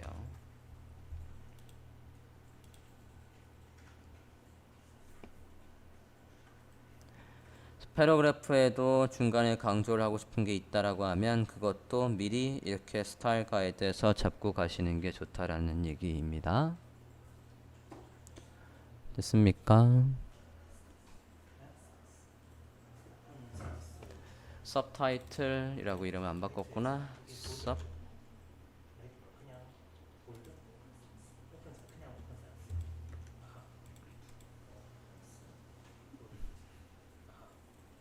자, 지금 이거 잡는 거 뭐로 대표적으로 우리가 나중에 총체적으로 종합을 할 때에 이런 사이트를 만들 거라고요. 이제 지금 여기에서 보시면 우리가 지금 제일 중요한 제목은 얘를 얘기하는 거예요. 이 사이트 같은 경우에는. 그 다음에 잡을 게 지금 서브타이틀 얘를 잡았다고요.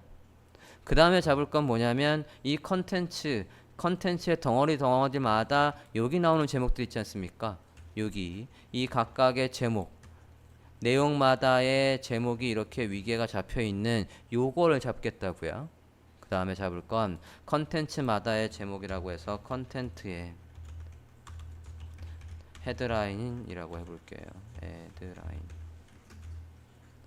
이걸 그대로 카피해서 쓸 거고요. 마찬가지 오픈산스에 레귤러로 32픽셀짜리를 해볼게요. 그대로 Alt Shift해서 카피했고 컨텐트의 타이틀 2래요. 컨텐트의 헤드라인은 오픈산스의 몇 픽셀? 32픽셀의 라이트 레귤러로 하겠다고요. 레귤러 32픽셀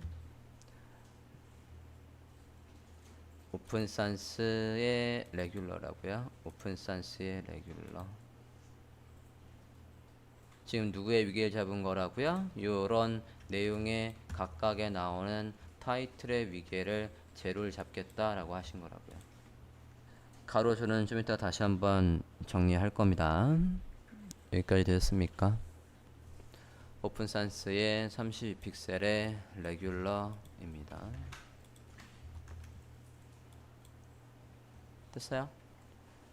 자, 그 다음에 잡을 수 있는 건 또 뭐가 있겠냐면 더 한 칸 더 내려간다라고 하면 사이트에서 보시면 더 한 칸 잡을 게 이게 내용의 타이틀이었고 그 다음에 또 소제목이 있다라면 여기 정도의 위계를 잡을 수 있겠네요. 그죠? 한 칸 더 내려간다고 한다면 얘는 몇을 잡았지? 20픽셀을 잡았구나. 그럼 저도 자 이걸 그대로 하나 카피해서 소제목 컨텐트에 서브타이틀이라고 해볼게요. 20픽셀.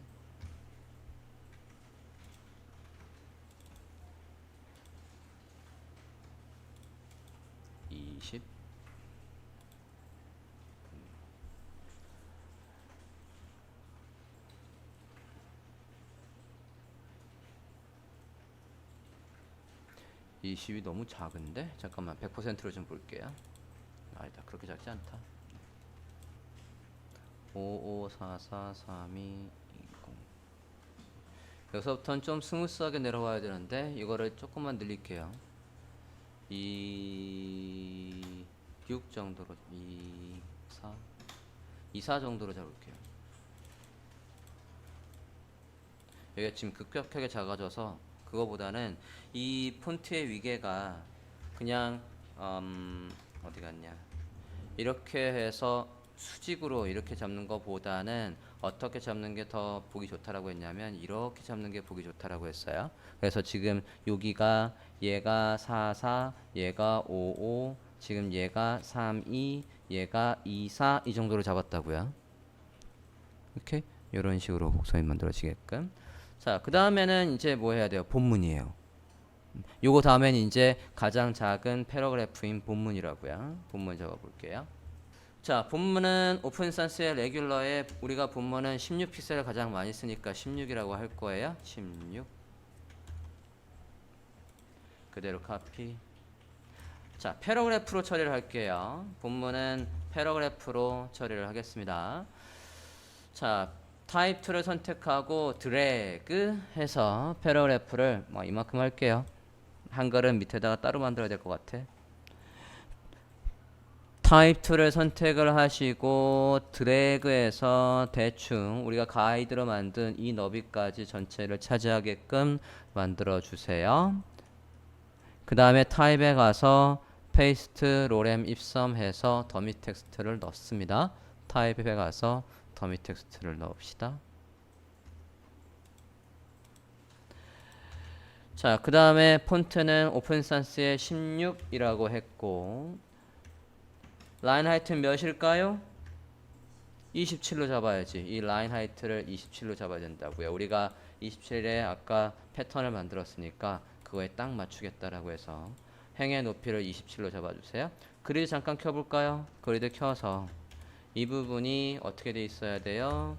이렇게 27 라인에 딱 맞게 되어 있어야 나중에 코딩할 때 수월하다고요. 됐나요? 자, 여기에서 여러분이 또 신경 써야 될 부분이 하나 있습니다. 본문 중에서 우리가 강조하고 싶은 건 무슨 색을 쓸 거냐예요. 여기에서. 그리고 강조를 할 때 걔는 어떻게 할 거냐입니다. 자, 강조의 색깔은 메인 텍스트의 컬러를 지금 지정을 하고 있어요. 그리드는 잠깐만 꺼주세요. 그리드 잠깐만 꺼주시고 자, 여기에서 포토샵의 버전이라는 부분의 색깔을 우리가 얘에서 우리가 컬러를 뭘 쓸 거냐면 여기 이 파란색 계열 하이라이트 컬러를 쓸 거예요. 밑에 이제 컬러를 아직 안 잡았지만 얘 컬러를 저게 텍스트의 컬러도 그냥 검은색으로 이렇게 돼 있으면 안 이뻐요. 그래서 컬러를 지금 여기선 그냥 검은색으로 쓰고 있는데 완전 검은색보다는 요 컬러를 쓸게요. 검은색인 듯 검은색이 아닌 자세히 보면 새까맣지 않은 올 블랙보다는 요 색깔을 쓸게요. 텍스트의 컬러는 요 색깔로 써볼까 합니다. 패러그래프의 컬러를 1A, 1A, 1A로 바꿔주세요. 사실 이 컬러는 여기 타이틀에 다 적용돼야 되는 건데 일단은 이렇게 볼게요. 살짝 다르죠? 색깔이 위에는 완전 새까만 거, 얘는 그거하고 똑같아요. 머리 염색을 하더라도 완전 시커먼 검색하면 얼마나 촌스러운데 머리카락을 됐습니까? 이렇게. 자, 이 중에서 하이라이트의 컬러는 무슨 색을 쓸 거냐면 헤드라인 메인 컬러 045920 쓸게요. 그리고 볼드로 처리해 보겠습니다. 이 색깔로 할게요. 누구를 강조하고 싶은 거, 만약에 포토샵의 버전이라는 걸 강조하고 싶대. 드래그 하시고 컬러를 요거로 지정을 해 보시겠습니다. 그리고 볼드래요. 볼드.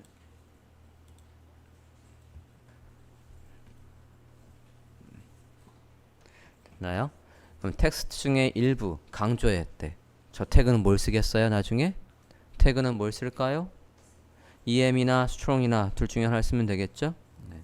이렇게 해서 강조의 의미가 있다라고 하고, 그 다음에 염두에 둘 건 이제 만약에 한 페이지 안에서 아까 사이트를 보면 사이트에는 뭐가 있어요? 이 타이틀에 위계가 있다고요. 여기 다음엔 몇 줄을 떨굴 거냐. 그리고 만약에 여기 뒤에도 빅 타이틀이 하나 더 있다라고 하면, 위에 타이틀이 더 있다라고 한다면 그 타이틀과 이 사이는 몇을 둘 거냐. 이것도 스타일 가이드에서 미리 지정을 해놔야 된다고요. 자, 얘와 얘 사이의 간격을, 이거는 지금 뭡니까? 가장 작은 단위, 요 단위에 바로 위에 올라오는 제목, 컨텐츠의 타이틀과의 간격은 여기서 해볼게요. 그리드를 잠깐 켜고 거꾸로 잡아볼 거예요. 패러그래프 위에 컨텐츠의 타이틀이 있다라고 한다면 지금 꽤 나쁘지 않은 것 같아요. 요 간격. 얘 누구였습니까? 컨트롤 클릭해서 해동을 해보면 이거랑 얘 사이는, 저는 얘가 요 녀석이 두 줄을 쓰게 이렇게 하고 싶다고요. 그러고는 패러그래프가 이렇게 있으면 간격이 적당할 것 같다고요. 됐나요? 그리고 요 녀석, 만약에 이거 위에 제목이 또 바로 오는 상황이라고 한다면 지금처럼 한 칸을 이렇게 떨굴 거예요. 그 다음에 빅 타이틀이 오면 얘는 두 줄을 띄울 겁니다. 이것들이 한꺼번에 쓸 일은 없겠지만 만약에 여기에서 여기 사이에 간격을 떨구고 싶으면 얘도 두 줄을 떨궈야지. 잠깐만, 얘랑 서브타이틀부터 뒤에까지를 조금만 더 내려볼게요. 이렇게 해서 여기도 두 줄, 메인 타이틀과 얘 사이의 간격은 두 줄, 또는 더 넓게 하고 있으면 두 줄 반을 떨고 되고요. 이거는 한꺼번에 다 나올 때의 얘기예요. 두 줄, 두 줄, 한 줄, 반 줄 했어요. 여기에 공간은 이렇게 두 줄, 두 줄, 한 줄, 반 줄. 요거의 위계를 잡겠다는 얘기입니다. 됐습니까? 여기는 살짝 이거보다 조금 더 넓어도 되고 상관없습니다. 근데 얘가 너무 넓어버리면 오히려 읽기 불편할 것 같아서 여긴 동일하게 잡았어요. 이거랑은. 이렇게 잡고 시작하면 우리가 서브 페이지를 잡을 때 뭐만 카피해 가요? 여기서부터 여기까지만 카피를 가면 내용들의 타이틀, 본문 이렇게 해서 바로 가져갈 수 있을 거라고요. 그죠? 또는 아까처럼 컨텐츠 타이틀 밑에 패러그래프가 오는 상황이라고 한다면 얘처럼 한 줄 정도, 여기에서 한 줄 정도 떨구고 패러그래프가 이렇게 오는 식으로 짤 수도 있겠고, 어쨌든 패러그래프 위에는 몇 줄?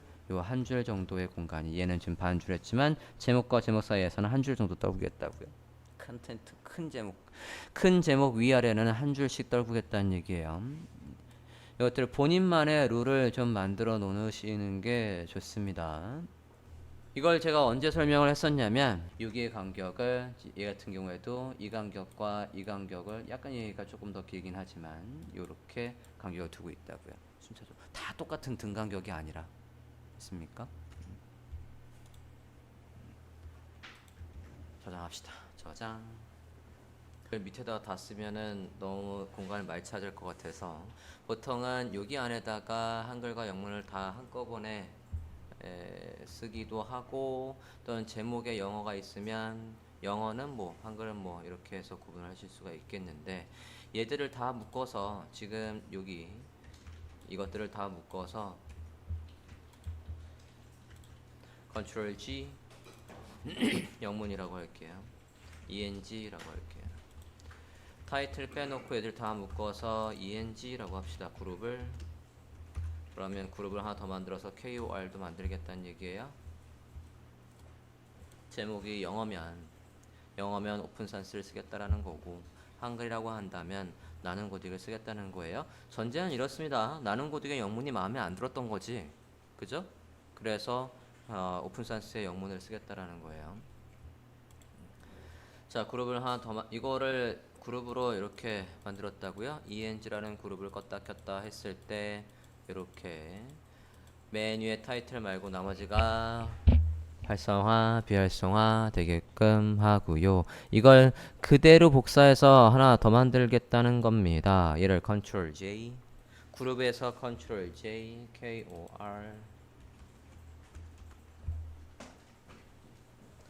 그 자리에 겹쳐서 하나가 더 만들어져 있는 거죠? 됐습니까? 자, 그럼 eng의 눈은 끄고 eng 앞에 i는 꺼주시고 KOR만 볼게요. 폰트를 다 나눔 고딕으로만 바꾸겠습니다.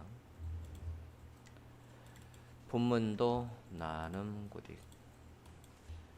나눔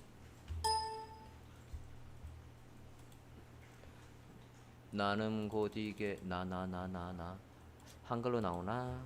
한글로 나눔 고딕이 있군요. 한글로 나눔 고딕으로 해주세요. 본문은 나눔 고딕의 레귤러입니다. 지금 얘부터 해보고 있어요. 이게 한글이라고 한다면 이제 저렇게 나오겠다는 거지. 그 다음에 컨텐츠의 타이틀이 얘도 나눔 고딕으로 바꿔볼까요? 한글로 나눔. 얘가 근데 뭐였지? 영문에서는 컨텐츠의 타이틀이 레귤러 맞군요. 예, 나눔도 레귤러. 예, 말이에요. 이름 좀 바꿀까? 우리가 지금 오픈산스가 아니죠? 나눔 고딕. 컨텐츠 타이틀도 나눔 고딕. 32. 기존에 했던 거에서 똑같은 위계에다가 한글의 폰트로만 바뀌고 있는 거예요.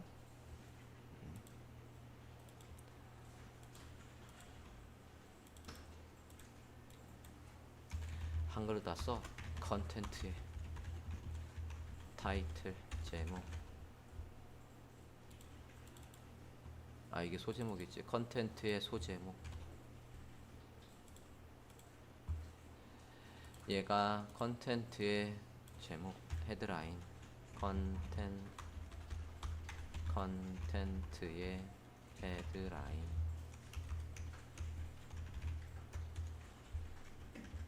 나눔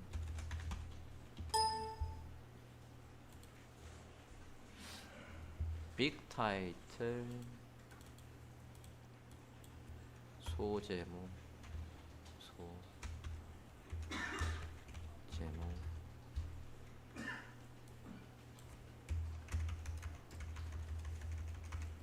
나눔 어디 폰트가 나눔으로 반영을 해주시고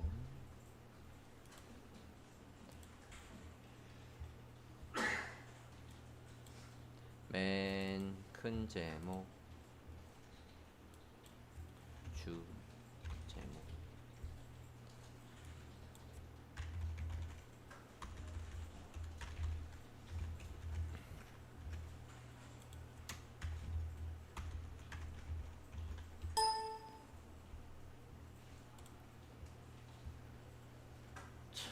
이렇게 해서 기존에 뭐 라이트니 볼드니 그런 건 다 유지한 채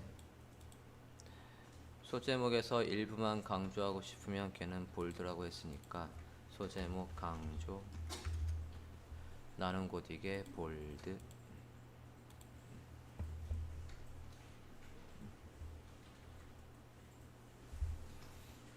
됐나요?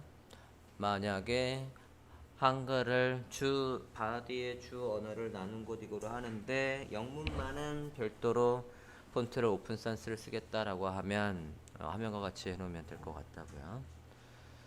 됐습니까? 기존의 스펙은 다 유지한 채 폰트만 나눈 곳으로 다 바뀐 거예요, 그죠? 이러면 쉽게 위계를 잡을 수 있겠지? 얘가 한글, 얘가 영문, 한글. 그래서 여러분이 원하는 그 느낌이 되는지 보시라 이거죠, 한글과 영문이. 자, 타이포그래피를 이렇게 마무리를 하고요. 그 다음에 다음 게 뭐가 있었지? 네, 링크와 버튼을 보겠습니다. 자, 링크와 버튼은 지금 위에 이 제목을 그대로 카피해서 링크와 버튼이라고 하나 만들렵니다. 좀 줄여볼게요. 자, 여기 밑에다가 타이틀을 만들죠. 2줄 정도 띄우고 타이포그래피를 카피해 와서 만들까요? 컨트롤 요거 지금 타이포그래피 선택이 되어 있는 상태고요. 컨트롤 J에서 하나 더 만든 다음에 링크의 버튼으로 위치를 옮기고 2줄을 떨구자고요. 컨트롤 J 또는 Alt 해서 이렇게 하시되 링크와 버튼 위치로 옮기시고 가이드 켜고 여기에 2줄 정도 띄고 하겠다고요. 3줄 정도 떼도 되겠다. 내용에 구분해가지고 3줄 정도 떨굽시다. 위에 3줄 떨구고 했어요.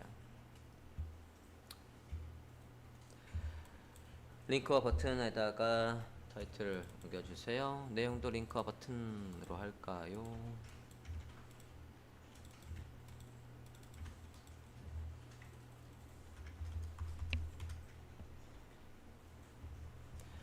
세 줄, 2줄. 기존의 타이포그래피를 그대로 카피해 와서 화면과 같이 배치해 주시면 되겠습니다. 위에서 어떻게 위기를 잡았죠? 여기서도 한 줄 뜨고 내용이 들어왔으니까 여기서도 한 줄 떨구고 여기서부터 내용을 작성을 해볼게요.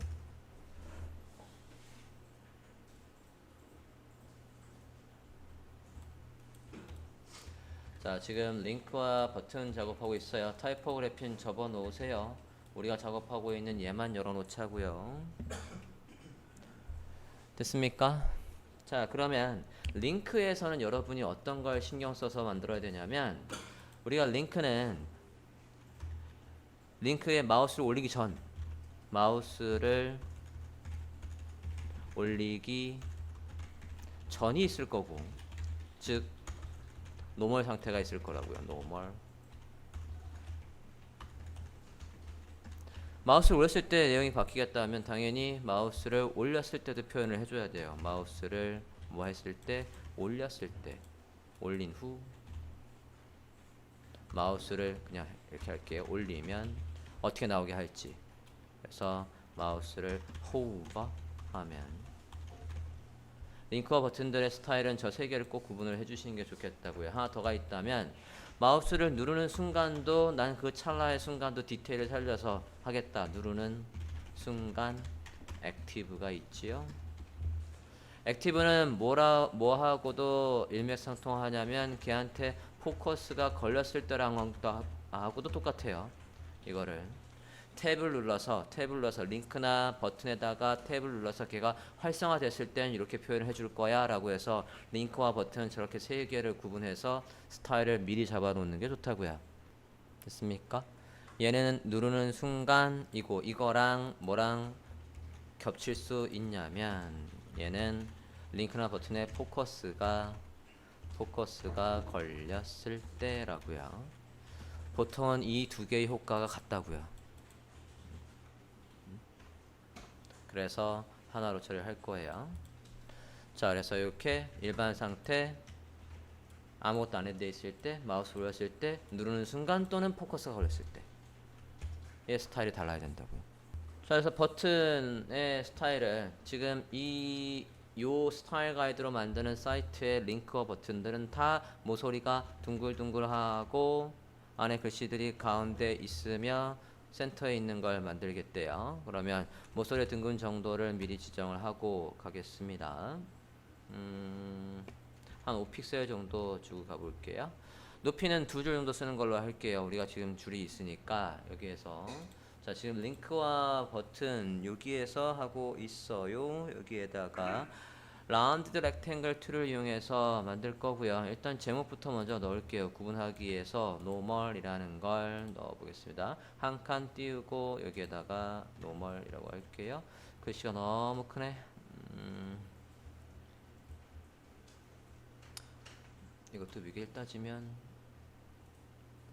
24 정도가 되겠네. 24의 레귤러 정도로 해볼게요. 24 레귤러 오픈 산스의 레귤러로 해주세요.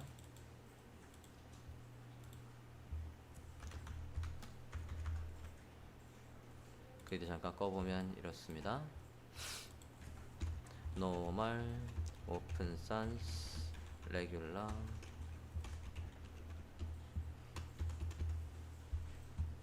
자 여기에서는 마우스를 올리기 전 상태의 링크와 버튼들의 스타일을 잡겠다는 얘기예요.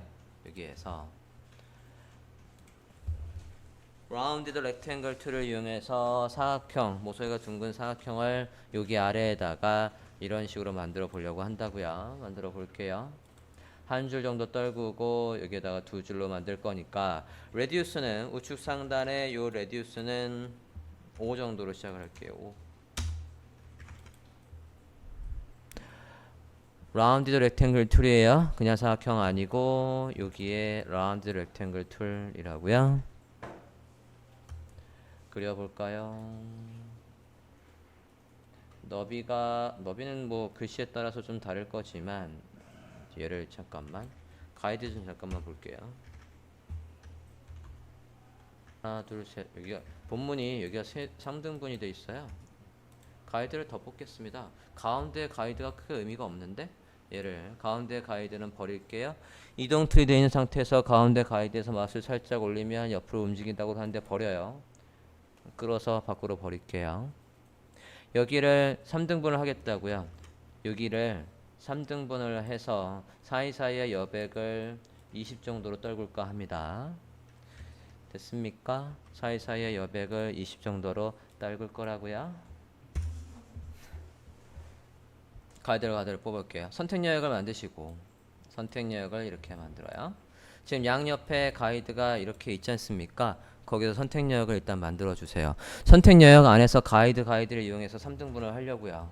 가이드 있고 컬럼을 몇 개? 3개 만든다고요? 컬럼의 카운트를 3개로 하시고 컬럼의 너비는 내가 모르겠다고요. 간격은 알겠다고. 간격을 20픽셀 떨구겠다고요. 여기에 거터에 20 카운트를 3개 거터를 20 됐어요? 거터가 간격이라는 뜻이니까 make grid 합니다. 오케이. 그러면 가이드가 어떻게 만들어졌어요? 여기에 두 줄씩 이렇게 만들어진 거 맞죠? 됐죠? 거기에 맞춰서 버튼을 만들자고요. 여기에 자 선택력은 컨트롤 D 해서 다시 없애고 라운드 렉탱글 툴을 이용해서 두 줄 어디까지 이제 가이드가 있으니까 편하게 하실 수 있겠죠? 가이드에 맞춰서 이렇게 넣으려고요. 됐나요? 색깔 드릴게요.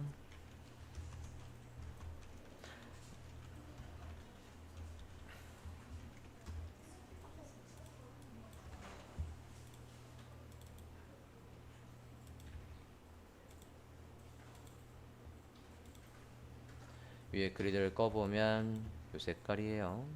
그리드 잠깐 보면 두 줄, 높이는 두 줄, 너비는 우리가 만들어 놓은 이 가이드에 맞춰서 됐나요? 노멀을 보고 있고요. 하나 더 만들 거예요. 이 사이트에서는 링크와 버튼들의 스타일을 좀 다르게 하려고 합니다. 자, 얘랑 안에 글씨랑 같이 묶어서 하나로 작업을 할 거니까 글씨까지 만든 다음에 할게요. 얘가 주요 버튼이래요. primary 주요 이번엔 링크라고 할게요. 주요 링크라는 글씨를 여기 안에다가 쓰겠다고요. 오픈 sans 만약에 한글이라고 한다면 나는 곧 이걸 쓸 거고 세미 볼드 한글하면 나누고 뒤에 세미볼드가 있다면 걔를 쓸 거고 14픽셀 흰색으로 처리를 해볼게요.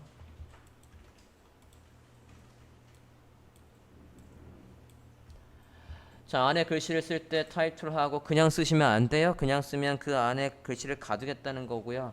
별도의 새로운 레이어로 만들어져야 되는 거니까 Shift를 클릭한 상태에서 클릭합니다. 흰색 오픈 산스 세미 볼드라고 아예 폰트가 따로 있어요. 오픈 산스에 세미 볼드라고 아예 있다고요. 여기 옆에서 고르는 게 아니라 오픈 산스에 세미 볼드 몇 픽셀? 14픽셀. 밑에 있는 버튼과 같이 묶어서 센터 하세요. 이동 툴 센터 하시라고요. 밑에 있는 버튼과 같이 묶어서 글씨를 정렬하고 싶었던 거라고요. 이동 툴 돼 있는 데서 센터 하시라고요. 두 개를 같이 묶고 선택을 하신 다음에 이동 툴이 선택되어 있는 상태에서 센터 해서 밑에 있는 사각형을 기준으로 글씨를 센터에 놓으시라고. 지금 만든 게 뭐래요? 지금 만든 게 프라이머리 버튼이래요. 제일 중요한 거에다 프라이머리 링크래요. 제일 중요한 링크에다가 저런 스타일을 먹이겠다는 겁니다. 됐나요? 자, 이거를 우리가 똑같은 걸 하나 더 만들 거니까 얘를 그룹으로 처리를 하겠다고요. 그룹의 이름이 이거예요. 지금 컨트롤 G 프라이머리 버튼에서 지금 요거 이제 그룹을 껐다 켰다 하면 밑에 있는 배경과 글씨가 깜빡깜빡 커지게 두 개를 하나로 묶어 달라고요. 그룹의 이름을 그냥 편하게 아예 얘로 잡으시면 되겠어요. 그룹의 이름이 얘라고요. 됐습니까? 하나 더 만들려고 해요. 이번에는 버튼의 스타일을 만들어 볼게요. 버튼 그대로 하나 더 카피할 거예요. 하나 더 카피해서 일단 붙인 다음에 10픽셀 정도만 떨굴까 합니다. Shift 한번 이렇게 해서 10픽셀만 떨굴게요. 됐나요? 이번엔 프라이머리 버튼이라고 해볼게요. 버튼.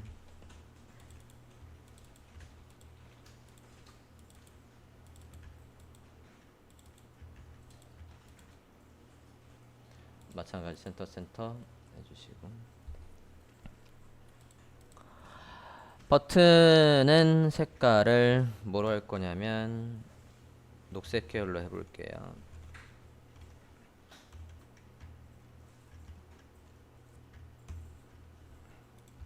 요 색깔로 해주셔요.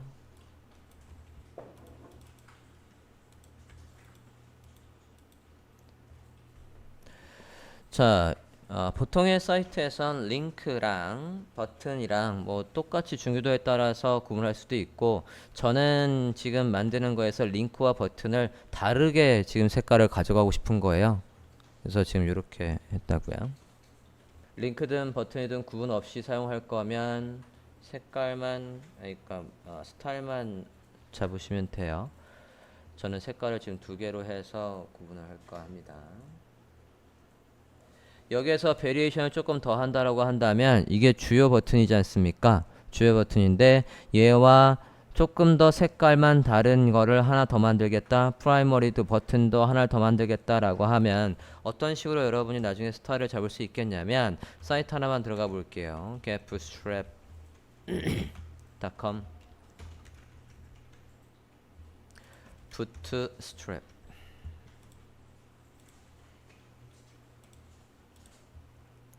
get bootstrap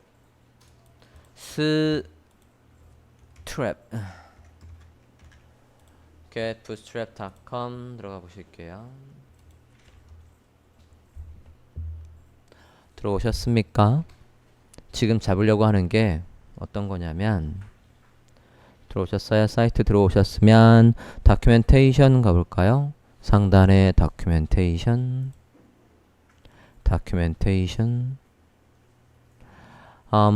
컴포넌트 중에서 버튼으로 가보십니다. 컴포넌트 중에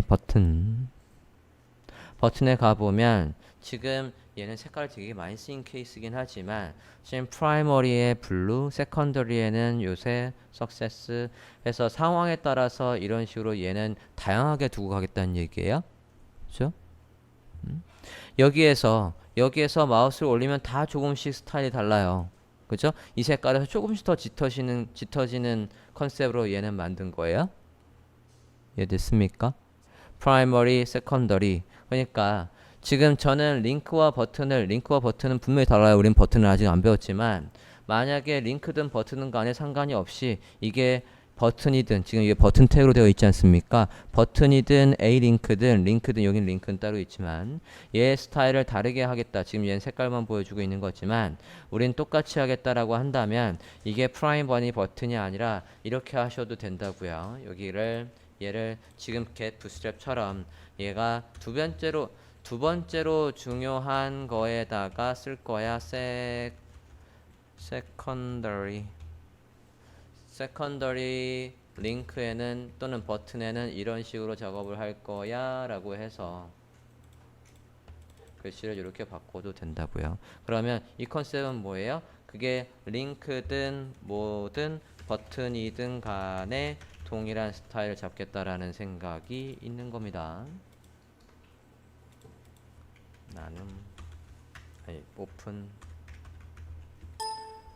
오픈 산스로 다시 바꿔봤어요.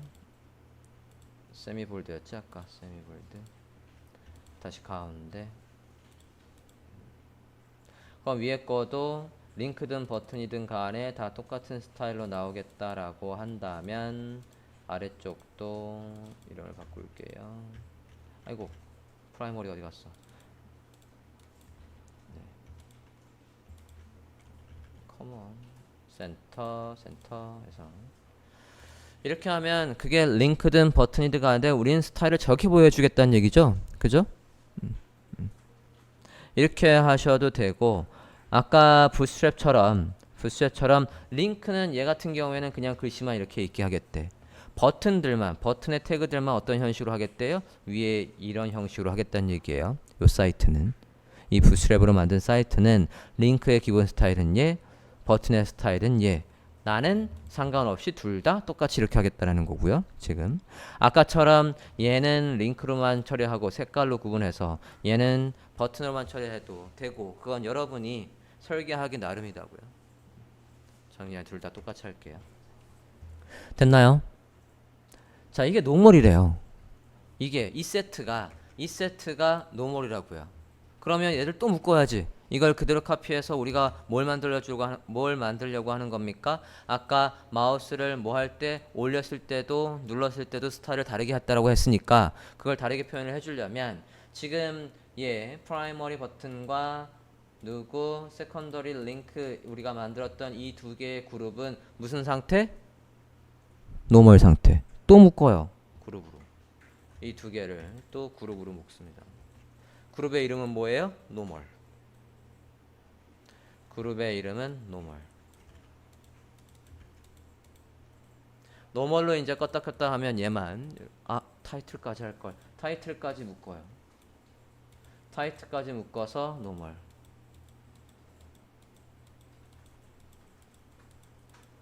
됐나요? 저렇게 종류별로 모으고 또 얘들 세 개를 노멀이라는 그룹으로 이렇게 묶어줘야 저걸 통째로 우리가 카피해서 쓰기가 편하지. 됐나요? 자, 그러면 뭐 만들어야 돼? 마우스를 올렸을 때 어떻게 보여줄 거냐를 만들어야 된다고요. 노멀을 그대로 Alt Shift 해서 오른쪽으로 카피하시죠. 또 Alt Shift 해서 눌렀을 때 라고 할게요. 이렇게 화면으로 만들어 주세요. 그룹의 이름 바꿀까요? 가운데는 뭐로 바꿔야 돼요? 호버.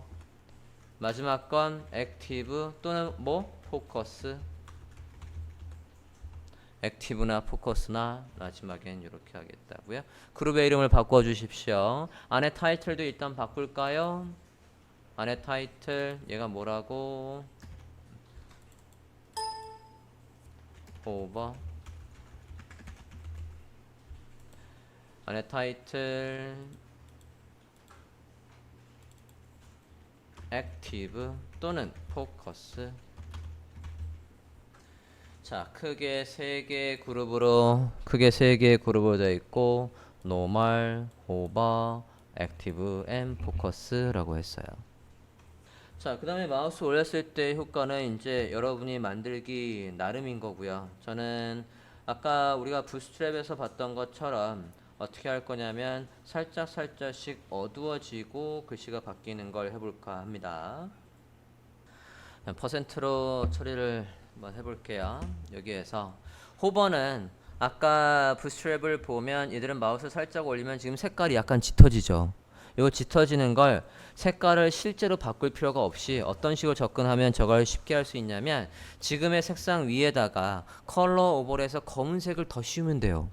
그걸 퍼센트로 조절하시면 된다고요. 예를 들어서 얘부터 볼게요. 호버에 컨트롤 클릭해서 이동 툴이 선택되어 있고 레이어가 선택되어 있고 오토가 꺼 있는 상태에서 컨트롤 클릭, 여기를 컨트롤 클릭하면 이 레이어를 바로 찾으실 수 있지요. 찾았습니까? 컨트롤 클릭해서 해당 요소 찾으셨어요? 찾으셨습니까? 여기에다가 여기 검은색, 여기 이 파란색의 배경 위에다가 컬러 오버레이를 하겠다고요. FX 레이어 스타일에 가셔서 여기 레이어 스타일에 가셔서 FX 컬러 오버레이 검은색 오페서티 20 검은색의 오페서티 20 됐어요? 오케이 됐습니까? 자, 이 레이어 스타일을 카피해서 여기에서 레이어 스타일 마우스 우클릭 카피 레이어 스타일 어디에도 적용해야 돼? 얘한테 적용해야 되잖아요. 밑에 컨트롤 클릭 이렇게 찾으시고 마우스 우클릭 페이스트 레이어 스타일. 글씨는 지금 어둡게 할 생각이 없거든. 만약에 글씨까지도 어둡게 할 거면 이 그룹에다 통째로 컬러 오버레이 걸었으면 됐겠지만 그게 아니라 저는 배경 색깔에만. 됐습니까? 액티브는 40으로 한번 해봅시다.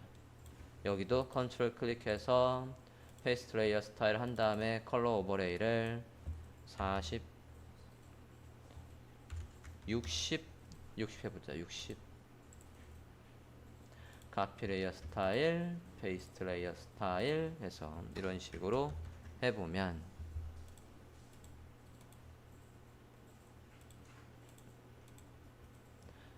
됐어요?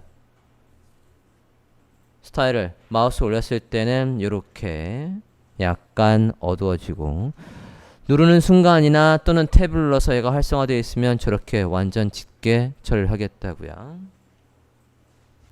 링크 버튼 다 했으니까 접고 컬러는 맨 뒤에 낸다 했으니까 폼부터 먼저 작성을 해볼게요.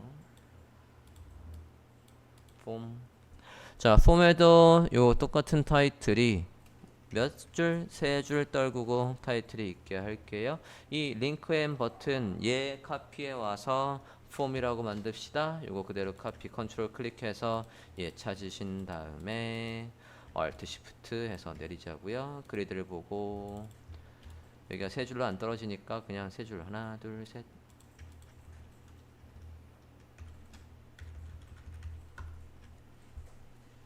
이 정도 할게요. 세 줄 정도 떨구고 두 줄 안에 있는 걸로 해서 이름은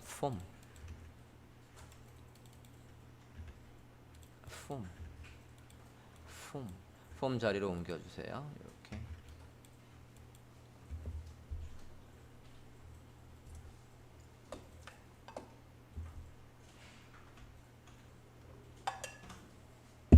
되셨습니까? 폼. 자, 회원가입의 폼을 만들어 볼 거예요. 디자인으로 그리드 잠깐 켜고 여기에서 한 줄 정도 떨구고 두 줄 정도 떨구게 됐다. 두 줄 정도 떨구고 여기 제목이 오고 여기에 이름을 입력하라는 거 그리고 입력칸을 이렇게 만들어 볼까 합니다. 얘 다음에 우리가 소제목을 아까 요거에 이거랑 똑같은 지금 중요도니까 이걸 카피해 오자고요. 컨트롤 클릭 해서 해당 요소 이렇게 찾으시고 그걸 그대로 카피해서 내리죠. 그 자리에 있으면 안 되니까 폼으로 가져오시고요.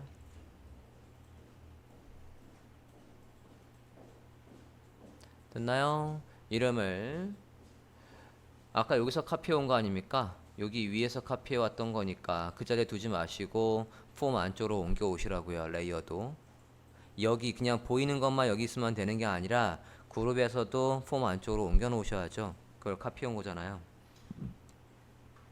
됐어요? First name, name, 이름을 입력하는 칸을 만들어 보려 합니다.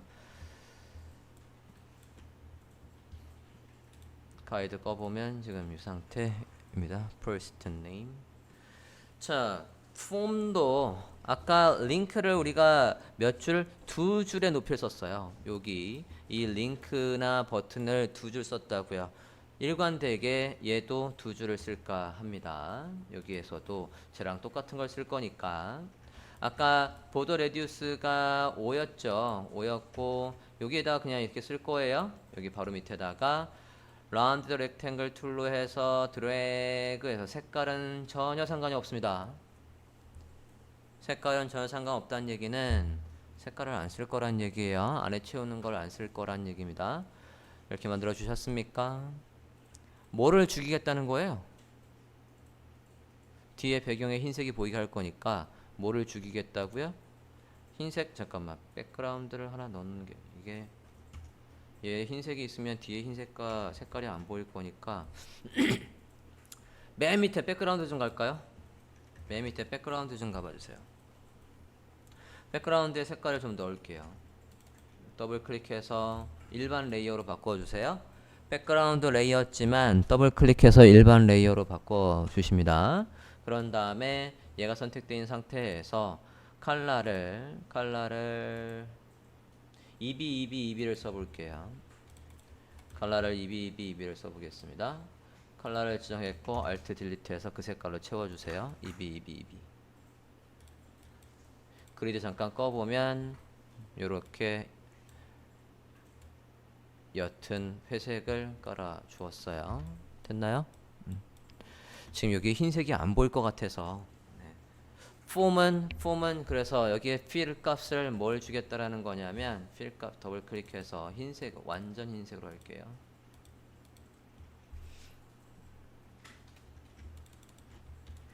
흰색으로 했어요. 테두리도 줄까 합니다. 됐나요? 스트로크는 안쪽으로 넣을 거예요. 안쪽으로 1픽셀에 넣겠습니다. 스트로크를 넣을 거예요. 스트로크 테두리를 DO의 색깔로 1픽셀에 어느 쪽으로? 안쪽으로.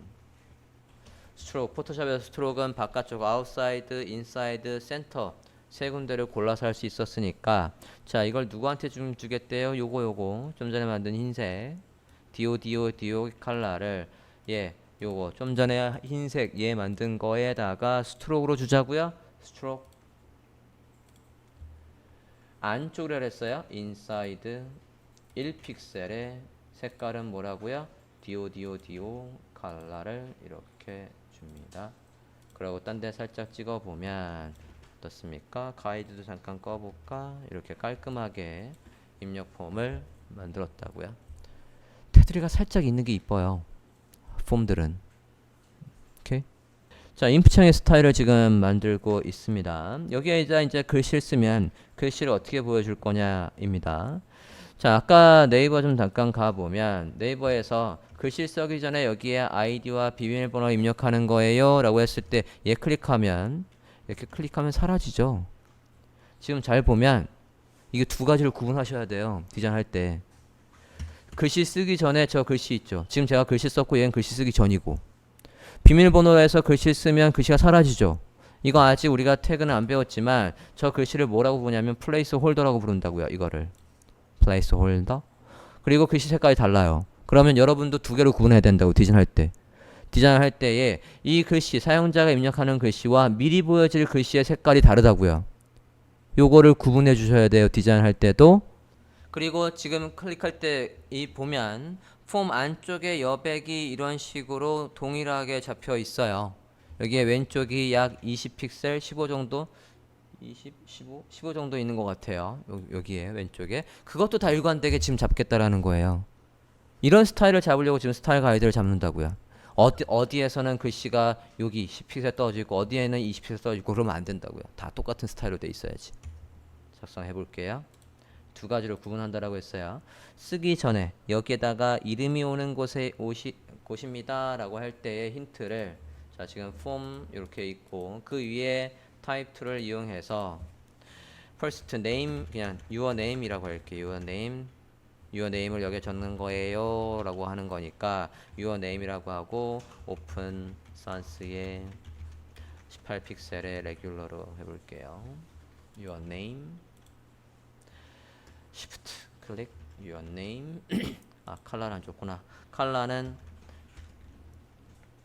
플레이스홀더의 컬러는 OA입니다. 아 이거 너무 크다. 16픽셀 본문에 크리니까 OA로 할게요. OA의 컬러로 넣어 주십니다. 이게 무슨 컬러랍니까? 플레이스홀더의 컬러래요. 조금 더 저는 컨셉을 좀 바꿀게요. 플레이스홀더의 색깔이 저게 아니라 플레이스홀더의 색깔은 저거보다 더 옅은 색을 쓰겠습니다. 좀 볼게요.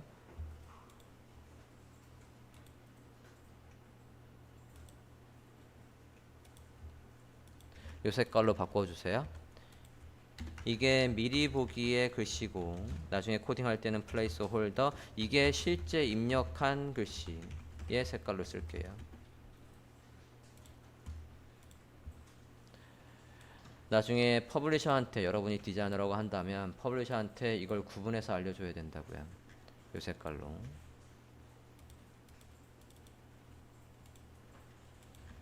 이렇게 하겠다고요. 글씨 크기는 16픽셀 레귤러 밑에 거랑 같이 선택해서 세로 기준으로 센터 왼쪽에 딱 붙여요. 일단 제가 20픽셀 떨굴 거라고요. Shift 두 번, 한 번, 두 번 여기를 20픽셀 떨구는 걸 컨셉으로 하겠다고요. 딱 왼쪽에 붙인 다음에 Shift하고 방향키 두 번 하면 되겠죠? 됐나요? 이러고 여기다 글씨 쓰면 어떻게 하겠다고요? 글씨를 쓰면은 밑에다가 표현을 해줄 거예요. 어차피 똑같은 거니까 여기에서 자 누구랑 누구랑 세트로 묶을 거냐면 이 두 개를 세트로 묶을 거예요. 네임과 요 배경 그리고 누구 글씨까지 이 세 개를 다 묶겠습니다. 이걸 세 개를 다 묶어서 네이밍을 뭐라고 할 거냐면 필드라고 할 거예요. 아니 인풋 하나 네, 필드라고 합시다. FY 그냥 네임이라고 할게요. 어차피 네임으로 구분할 거니까 네임이라고 합시다. 그룹의 이름을 네임이라고 할게요. 세 개를 다 묶어서 네임이라고 해주십시오. 네임 이렇게 네임을 껐다 켰을 때 네임이 카피가 되겠죠. 그러면 저 그룹을 그대로 하나 더 카피해서 your name 했으니까 이제 your email이라는 걸 만들어 보려고요. 그대로 카피 alt shift 가이드 켜고 한 줄 정도 떨군 위치에 할게요. 네, 여기에 한 줄 떨구고 이름 바꿔 주십시오. 통째로 전체 이메일이라고 바꿔 주시고요. 안에 your email이라고 바꾸겠습니다. 아니 여기는 사용자가 이제 입력을 했다라는 컨셉으로 할 거니까 입력을 했다라고 한다면 블러블러블러 해서 이런 식으로 들어오겠지. 전체 이메일을 적어봤고요. 사용자가 입력을 했다라고 하면 그 컬러를 아까 뭐라고 한다고 했어요? 실제로 입력한 컬러의 색깔은 OA로 한다라고 했으니까 그 컬러로 바꿔볼게요. OA 이렇게 해놔야 퍼블리셔한테다가 마우스 올리기 전엔 이거고요. 마우스 올렸을 때는 이 사용자가 입력했을 때는 이 색깔로 바꿔주세요 라고 하는 거를 컨셉을 주시는 거라고 지금. 요 컬러 얘는 AO 얘는 A2 얘는 DO AO OA로 색깔을 이걸로 바꿔주세요.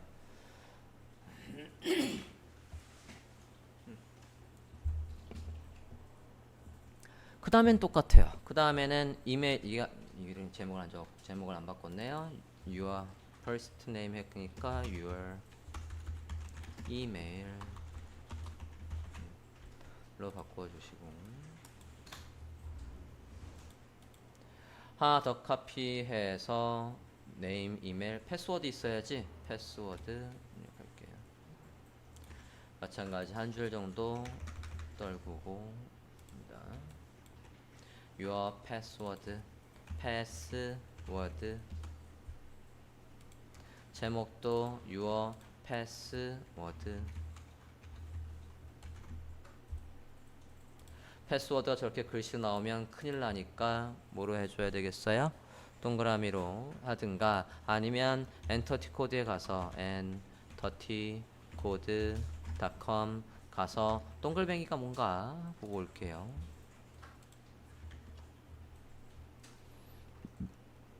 그냥 편의상 미닷 씁시다. 미닷 요거 엔터티 코드 가서 미닷 가져오세요. 그래서 붙여넣기 조금만 키울까요? 24필장 정도로 끼워졌고요. 이렇게 패스워드는 저렇게 나와야 되지 않겠습니까? 그죠?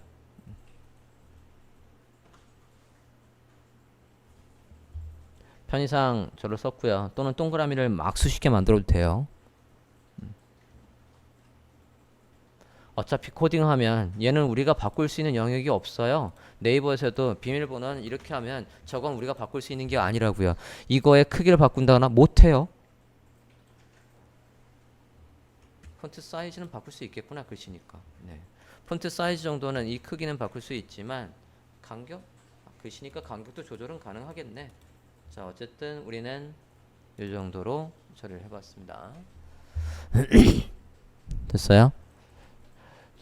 좀 작은 것 같으면 글씨를 키우시면 되고요. 이렇게 글씨를 키우면 되지 않겠습니까? 센터에 대충 맞춰주시면 되겠고요. 아래 거랑 선택을 해서 센터. 네. 자, 이렇게 해서 패스워드까지 봤어요.